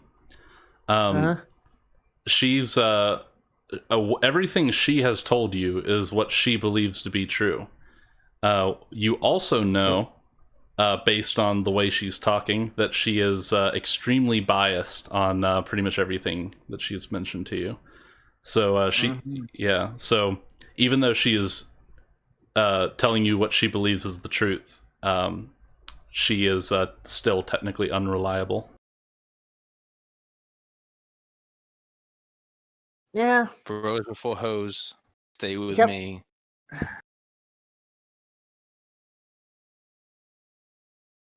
Maybe there's a way We're gonna we have can. an army of Kriegsmen, man. What can she give you? We're gonna have an army of Kriegsmen. Yeah, those Kriegsmen aren't going to give me pussy. They can get you as much pussy as you want. As soon as we control a whole city, you can get the best looking broad in the whole city if you wanted. Can they The whole make you a city, noble? goddamn it, we're going for the world. Yeah, I'm just saying right now, like for the foreseeable future. Listen. This like, if I get her, that's a conquest. If I get a prostitute, that's nothing. That's just a transaction. You'll have plenty of conquests in your day, my friend. You don't have to go for the first one. And you might still get her anyway. We might be able to get her one painting and give Martin Trindle another painting. We don't have to give, like, there's, what, 4 out there? We don't have to give one person all the paintings.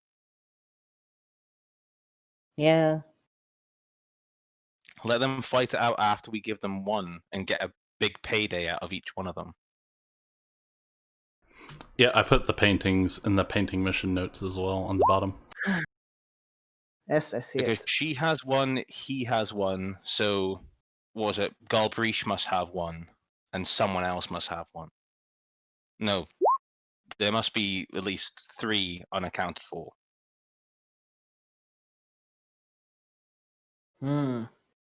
You'll still get some pussy from giving her one.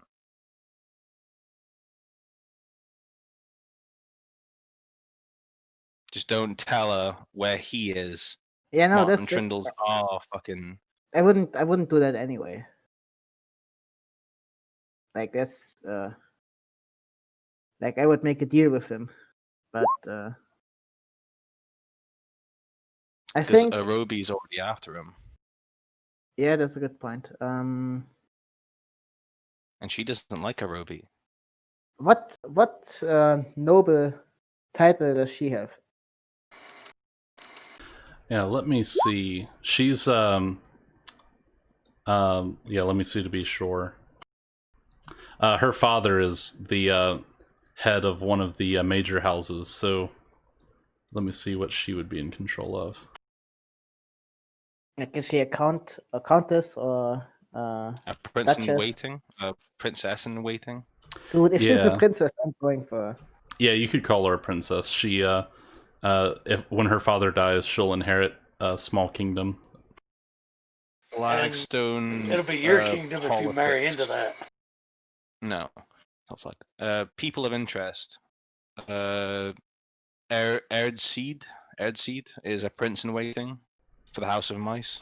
Yep. She'd be the kind of equivalent of him, I'm guessing. Well, if she's a princess, I'm going for the pussy, bro.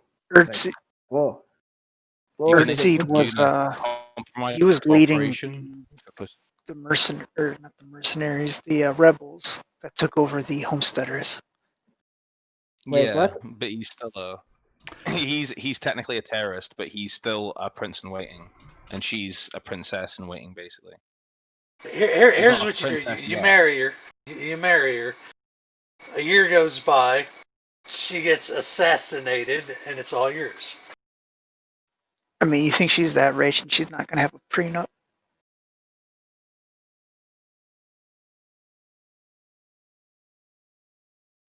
like Prince Philip, if the Queen dies, doesn't become king. It's the children of Prince Philip and the Queen that become king. Or queen. Yeah, if she doesn't have any kids, though.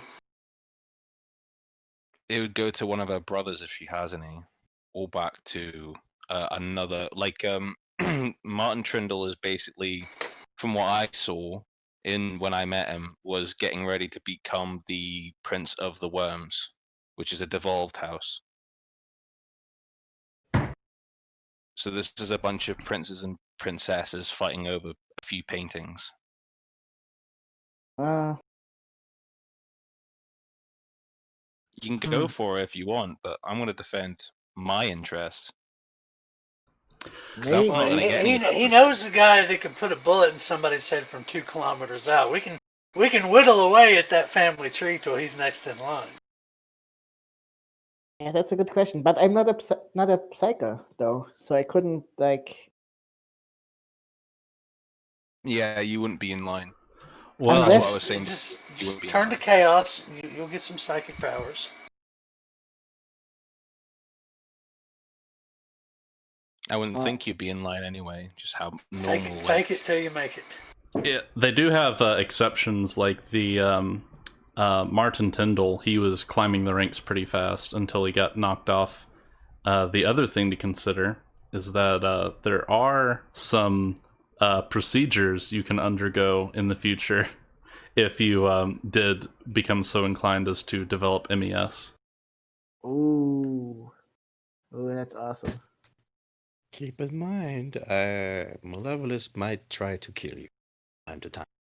Well, I'd I be think- on Malevolus' side. hmm. Party split. Party split. Would that be an Traffic, what side are you on? Would that be an acceptable price for power? Well, that's in the future. But Illegitimate route, mate. Let's go illegitimate. Fuck them all. but I do have an incredible opportunity here. That Yeah, but we don't have to decide upon it now. yeah. I looked over. I don't think there's any plot spoilers here, so I just dropped my Catalian Prince's handout, and I put the two guys. Her father is Yotar Altrish, and he's the Lord of the Grave, black and white diagonal patterns. Uh-huh. Those color black and white is actually kind of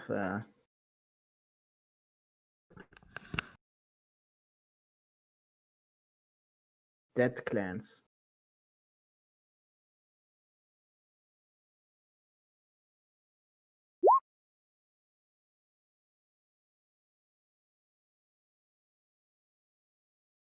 Hmm.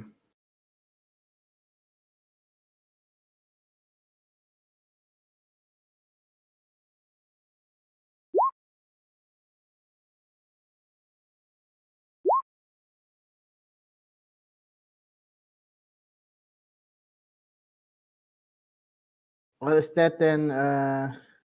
Is that all that she can tell me about the painting stuff? Yeah, let me see. Yeah, she can tell you. She's seen Suelia and Unrest, and she does mention that they can be more burdensome upon the psyche. She has never seen Saturnia, because that was painted while she was at the Galbriche estate. But that's about all she can tell you further on there. Uh-huh. Well, if that's all, then I guess I'm done here.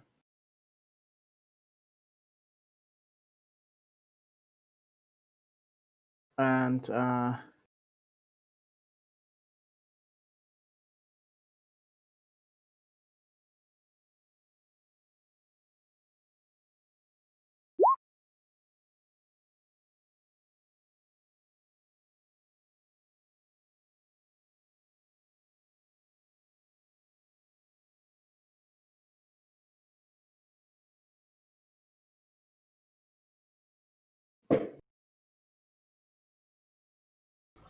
Yeah, I mean, the Catalian nation, you can read a thing about it, a gigantic wall of text I put in the factions handout, but they're basically, the TLDR on them is they're a crazy neo-feudal society that was built on the work of a bunch of rogue science professors. Nice.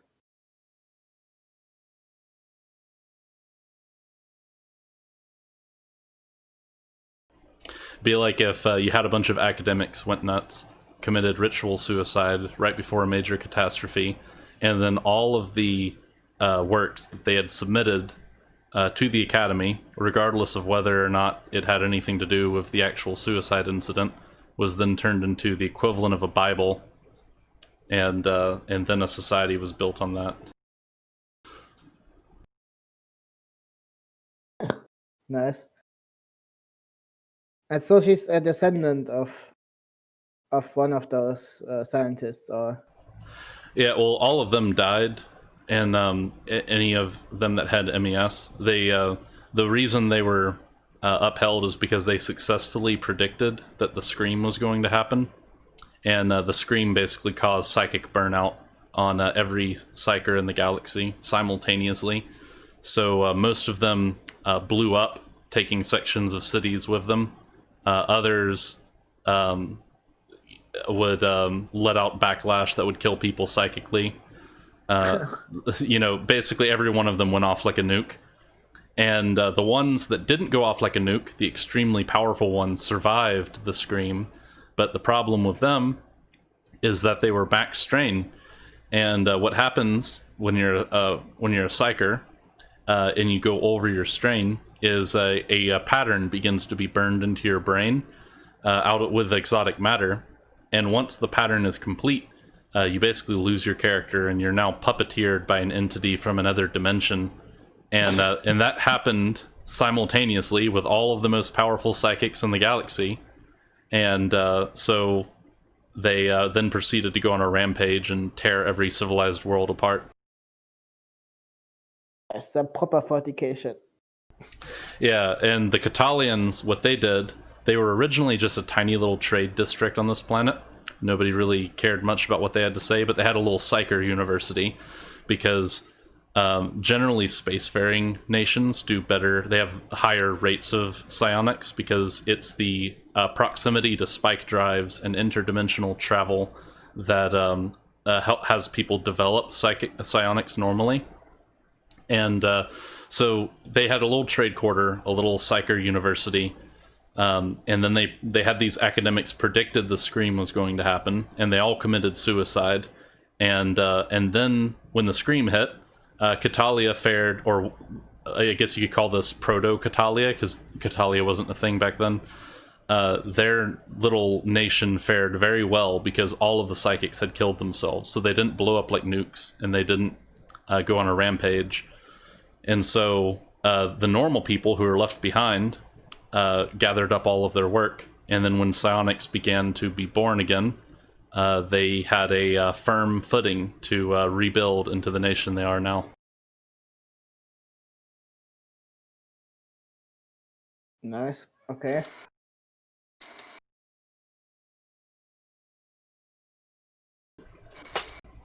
But yeah, let's see.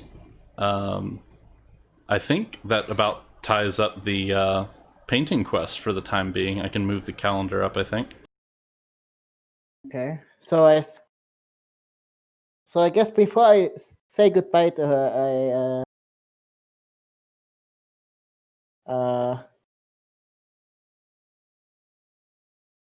I guess before I say goodbye to her, I get close to her. Try to hug her and see how she reacts. Yeah, you feel the night's been going pretty well, so you allow for like a little informal breach of etiquette, and she's down with it. Nice. Does she want to go further, or? No, not quite. You still have that date in the future, though. Just checking. Yeah. And I guess I say goodbye and leave.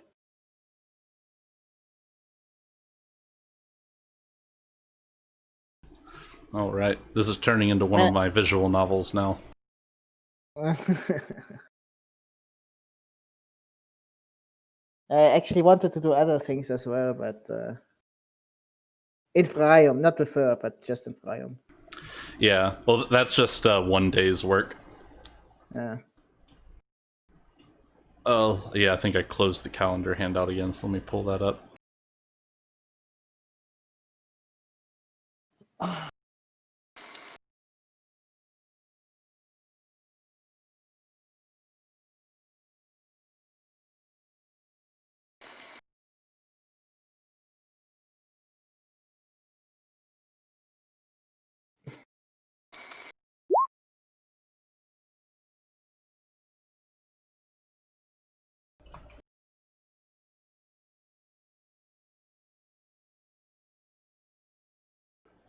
All right.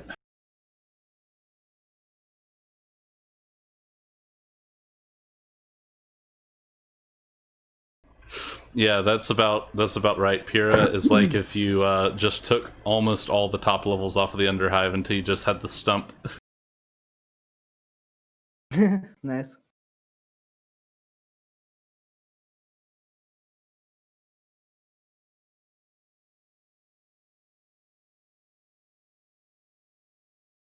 Is there a university in Freyum?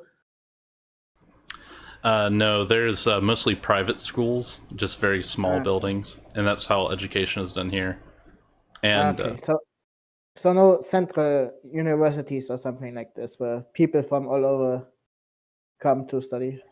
no, there are people that come from the surrounding area, all of the villages around, to get their education here, but it's not a it's like putting in stat wise, they're more dealing with workshops than facilities. Nobody here is getting probably more than a +1 education in most subjects. Okay. I thought since this was so fancy and historical that there would be a university. No, it's well, you have to remember this was actually a backwater until just a decade ago. That's currently expanding. Is there a university in Pyra? There is the ruins of a university. It doesn't really function as Okay. yeah. It's We'll fix it. Put IT as the leader, yeah. fucking head of the university. He's good. There actually is a spacer school in the Space Haven up there, and that'll have all kinds of advanced physics and spike drive type of curriculum. For them, it's like an elementary school education, but for this planet, it would be like super amazing education. The fucking savages. Yeah, well, yeah, spacers they have a higher bar. You have to know how to calibrate your spike drive, or you'll maybe go into the wrong dimension, and that's no good. Or you have enough money to pay someone else to do it for you. Yep. But yeah, I should add Also, is what I wanted to do with the university is I wanted to well, basically, I wanted to do what the Nazis and the communists did, and I wanted to influence the students to be on our side politically, so they can make propaganda and be political activists for free. Don't worry, we will.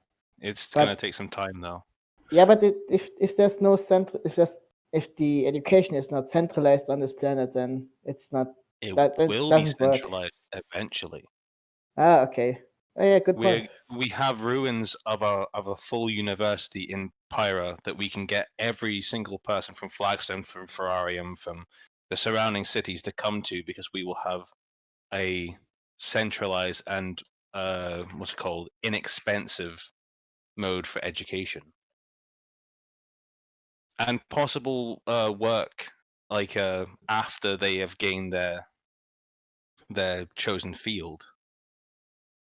Yeah. Not just recruitment, but education, Yes. and Exactly. then recruitment. We And the will be a ROTC full program empire. to get them ready for employment with tactical solutions. Yes. But we'll only take the best of the best. Give everyone else the dregs, as it Dude. were.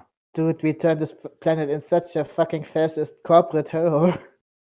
Yes, yes.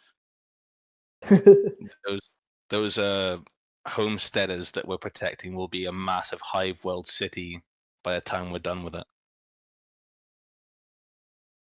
Mm. by the fucking Coca-Cola death squads and the Mech nukes.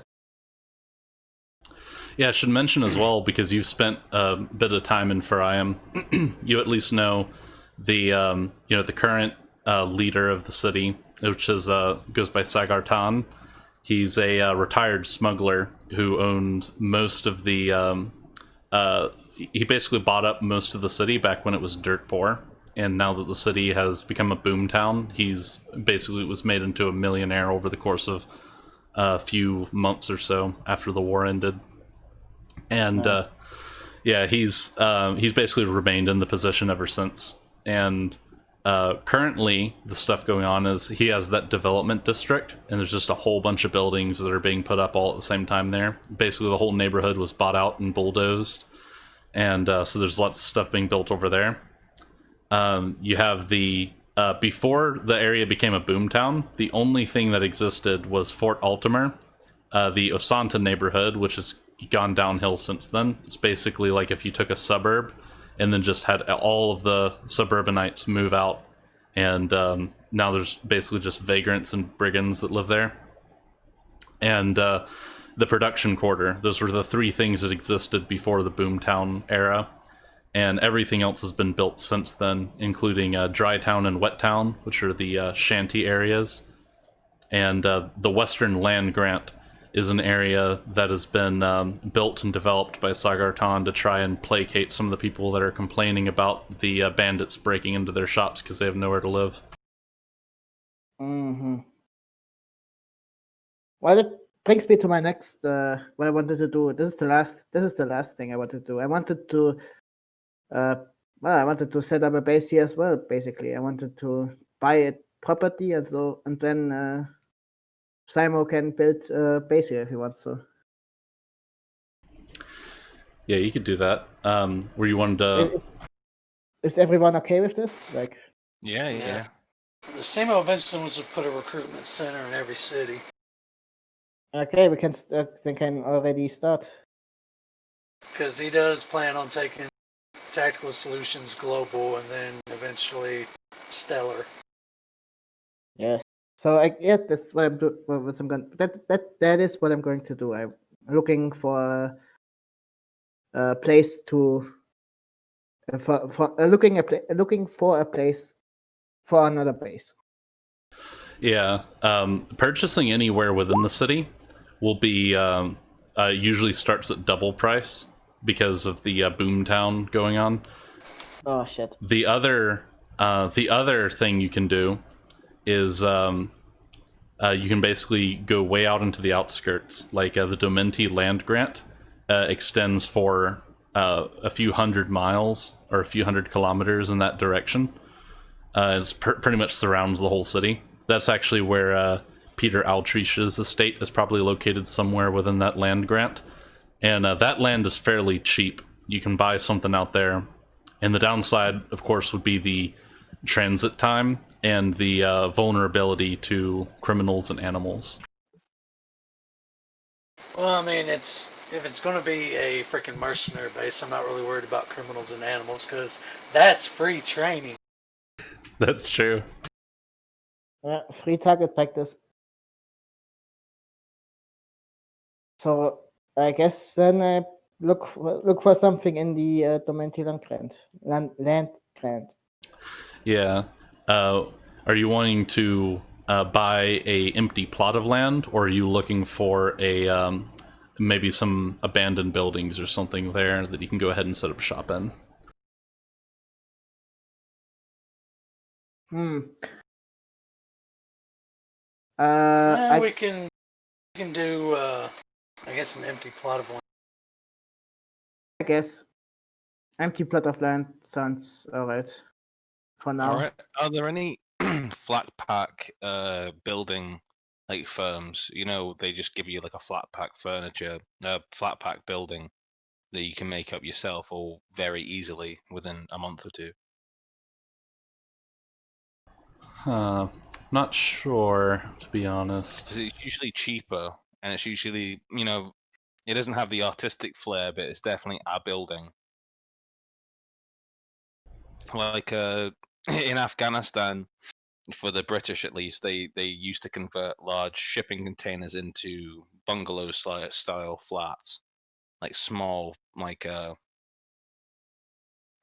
small houses, basically. Yeah, it's interesting. I think I've heard of that actually. Let me see. What we need to can't we not like build like a machine that like prefabricates houses and then we carry those? That's what I'm talking about. Yeah, Yes, it's like a flat pack. yes. I think this actually would fit pretty well under the crafting rules, actually, because if you go to jury rigged crafting stuff, it's usually let's see, 75% cost. I think. Let me just read through it because the cost is variable depending on the materials you have.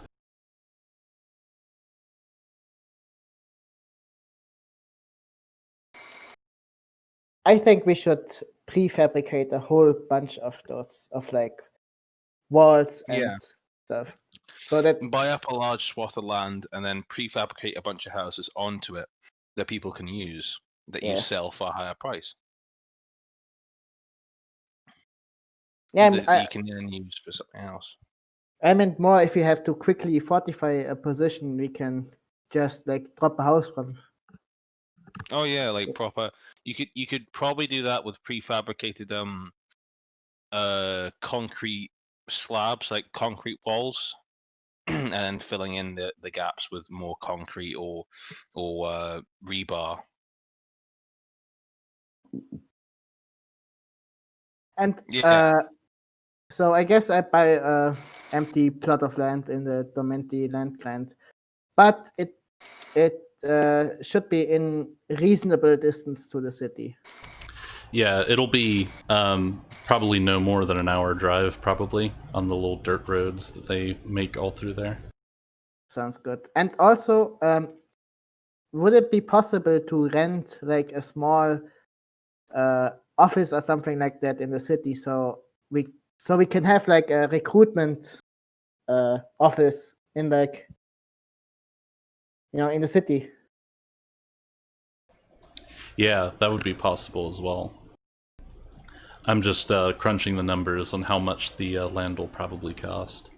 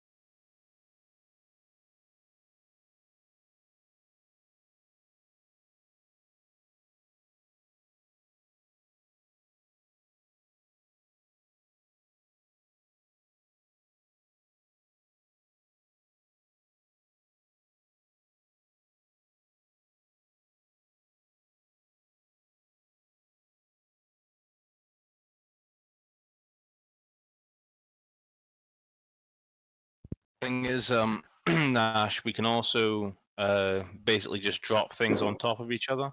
So the prefabricated houses can be. All you need to do is knock out a small part of the ceiling and put in a staircase into a lot of these prefabricated houses, or make a staircase on the side. Yeah, just make them more modular. Yeah. You could make like a brutalist housing, what's called housing complex for a lot of our employees as well in cheaper areas. Dude, when we have our own fast food chain, we have them all in like brutalist, mass fabricated buildings. What's the same with our troops? We can put them right on base in massive, like, hive world structures, living in tiny, small flats with their gear and a cleaning area for their gear and themselves. I think our soldiers should live like properly. They should live like in proper houses, to and to the stop civilians can resentment? live in like tiny, cramped apartments. The thing is, for the first few years, we can't show that that's our plan because I'll have to be what's called re-elected.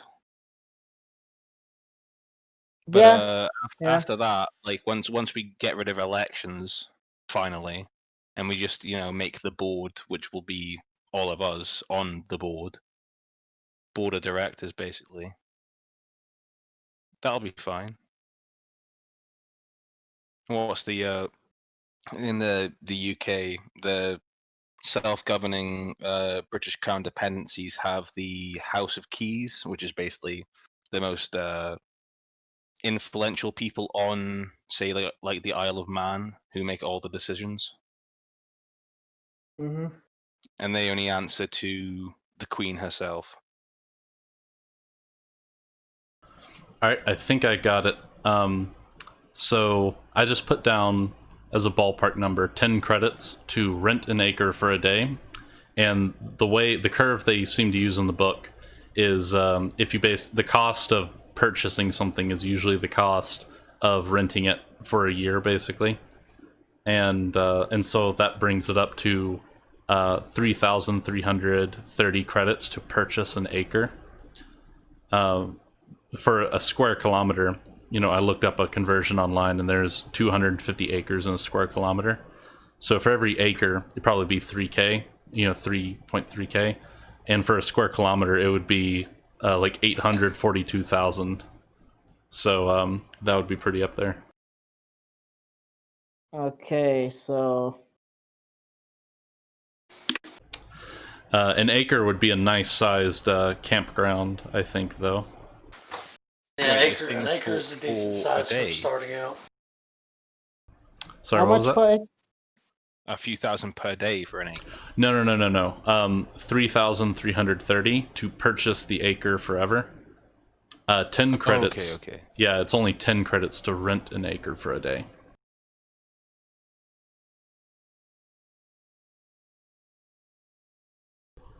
Yeah, the curve, all the stuff in the game is usually curved based off of the rental price. Like a ground car is like 10 credits per day, and then to purchase a ground car is exactly 333 times that, and that's the same curve they use for most stuff in the book. Heb ik dat nog daar?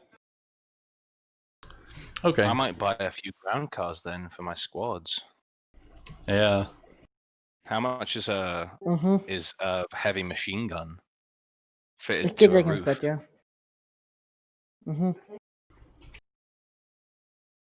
No, even better yet. What's like 5 bikes cost? I'll get them 5 bikes with their sidecars and give them a few heavy machine guns on it. Yeah, they're actually more expensive than I thought they'd be. Heavy machine gun is like 5,000. Oh, fucking hell. That's way more than the actual vehicle. They must do a lot of damage. Heavy, like machine gun positions. So, how much does a grant cost? An acre. An acre, yes. 3,330. So, is an acre an acceptable size for the base? Yeah, definitely. Yeah, acres fairly size. We could do 4 acres. That'd be about 12,000. 4 acres would be plenty and leave us room to grow. Okay, then we go for 4 acres. Fuck it. Alright. I buy 4 acres. All right, you want to take that out of your own pocket, or do you want to put it on the ledger? Ledger. All right. let me just fill that in. And the ground car is 5,000, so it's the same cost as the heavy machine gun, just so you know, Aloysia. Fuck. But and keep in mind, those are I assume they're talking about brand new ground cars, so you could buy some get like apocalypse Mad Max style shit for probably less than that. If you look at general and go up to like a few up, The that's cartel. the kind of car that's the kind of car I'd want. Like Yeah. the Kriegsman car with a heavy machine gun on the front. Oh yeah, yeah.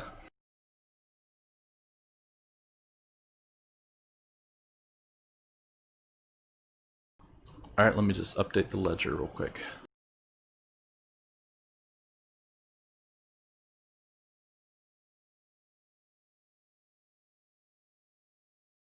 But I don't want to put too much stuff on the ledger because we have limited cash and a lot of people to pay now. Yep.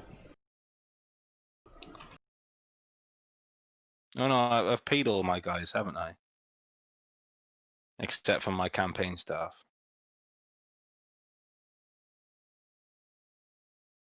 Well, the last thing I would like to do is to rent the office space and hire someone who,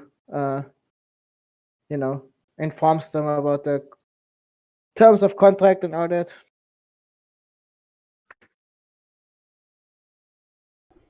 Yep. Give me just a second. And then I have to go because I have to do another 12-hour shift tomorrow. Yeah, we gotta wrap up soon anyway, I think. Alright, yeah, I got that on the ledger. And then you want to hire a, let me get back. I want to rent a small office and then hire someone who can, tell them the terms of contract and stuff like that. And, gives them the contract to sign. You know what I mean? It's just a recruitment office. Yeah. But it should be someone charismatic, like someone who can actually convince people. Yep, I can just stick that on the ledger as a placeholder and then figure it out during downtime.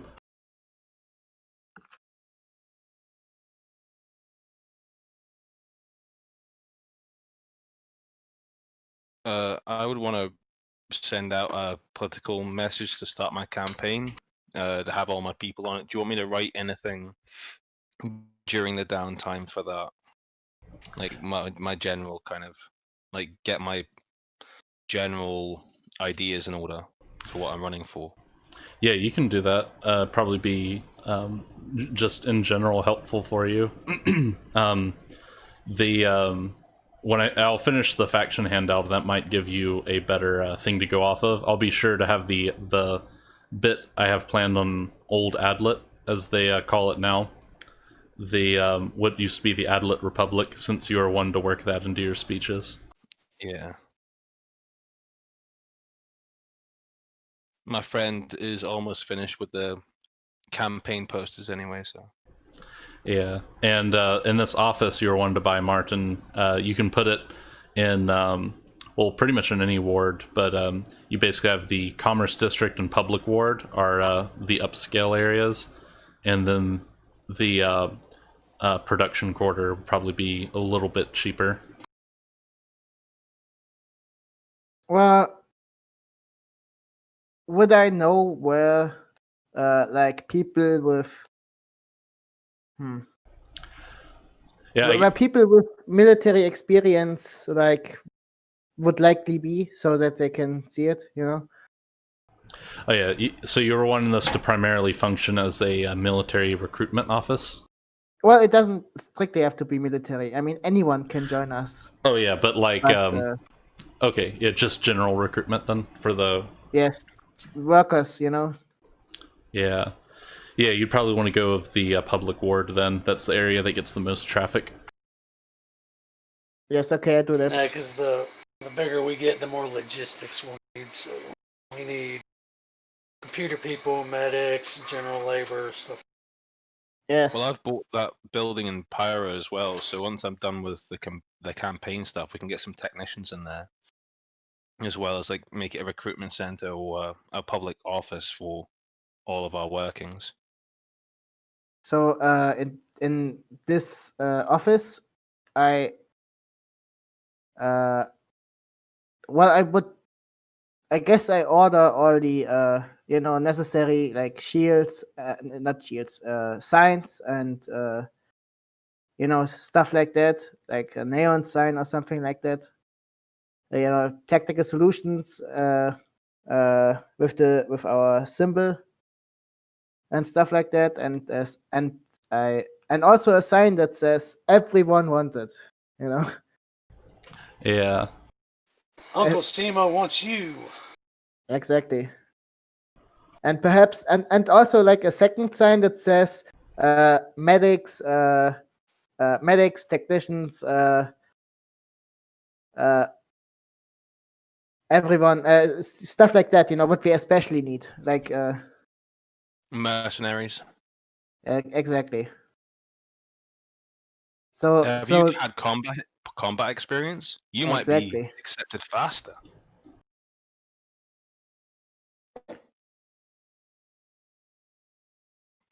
But so Are you but a so farmer the that dealt in pharmaceuticals? exactly.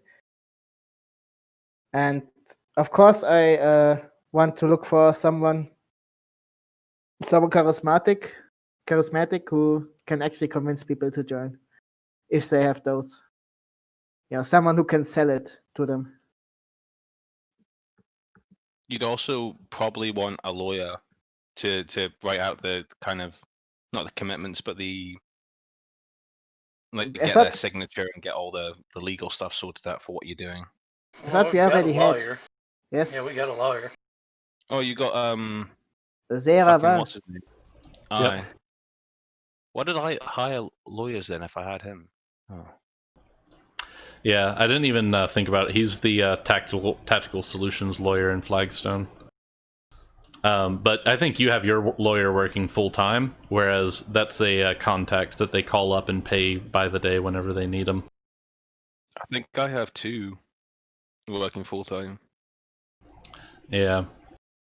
At least last time I think I said. I mean, two. that's good. They're independent.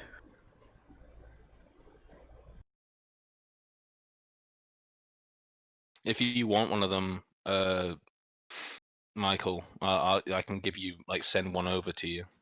That I'm No, I already don't paying. think. I don't think that's necessary for this.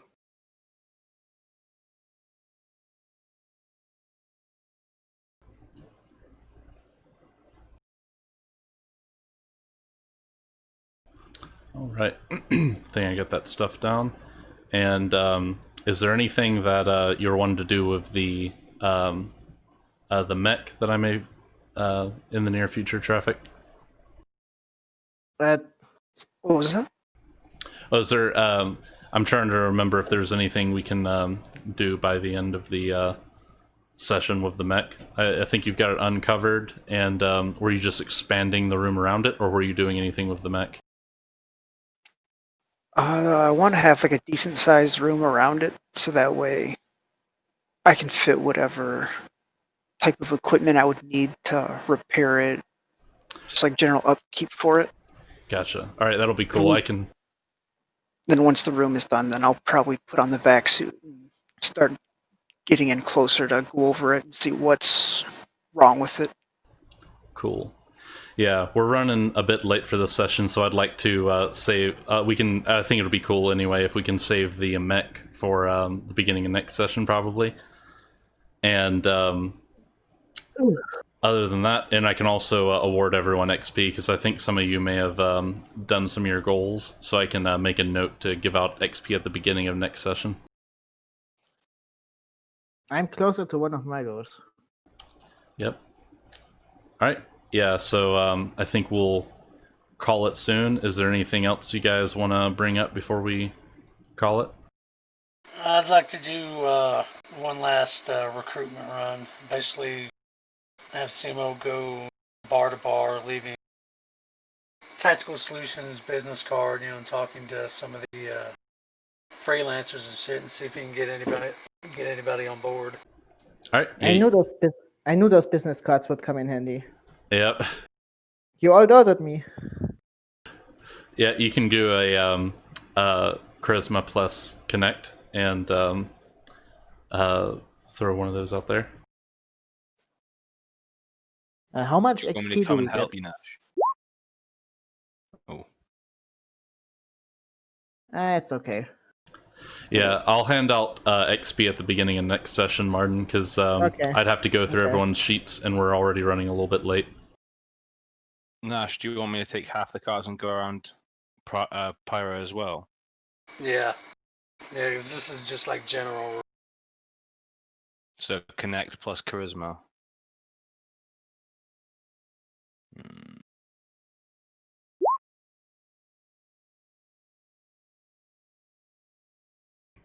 All right.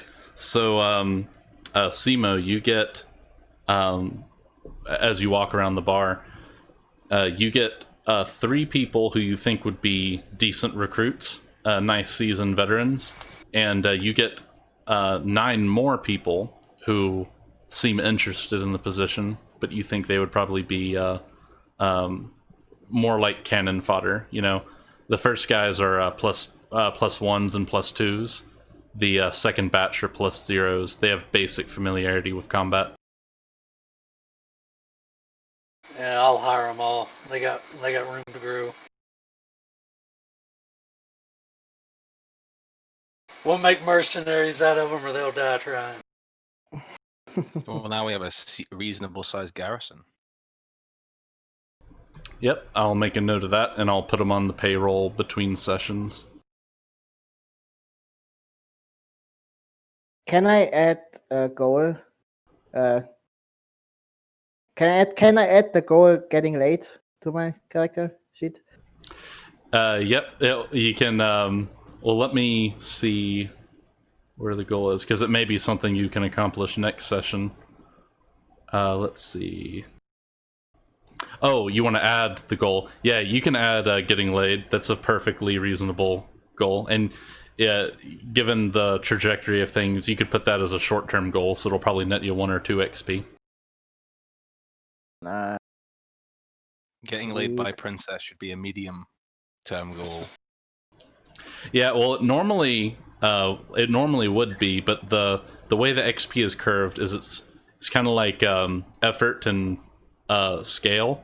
So if you're about to destroy a faction, like a major faction in the game, and then you add that right before you kill the emperor or whatever, then it'll be worth a tiny amount of XP. But if you set out from the very beginning to set up to destroy the faction, then in multiple sessions go by, then it'll be worth 20 or 30 XP. Hell yeah. That's why I've set up a lot of my stuff to be coincided, I guess. Yeah. Take over a large administrative body, get elected. Yeah, and my current goal with the XP, I'm going to try and keep everyone at the same level, roughly, if I can. And so if one of you has way more XP than the others, then I'm going to try and focus on everyone else's plot points a little bit more to try and catch everyone up, is kind of how I'm thinking about doing it. Coolio. But yeah, so yeah, I think I'll probably hop off now. So if there's nothing else, then thanks for coming to the session, guys. It was fun. Yep. It was a lot of fun. See you guys. Yeah. See ya. Bye.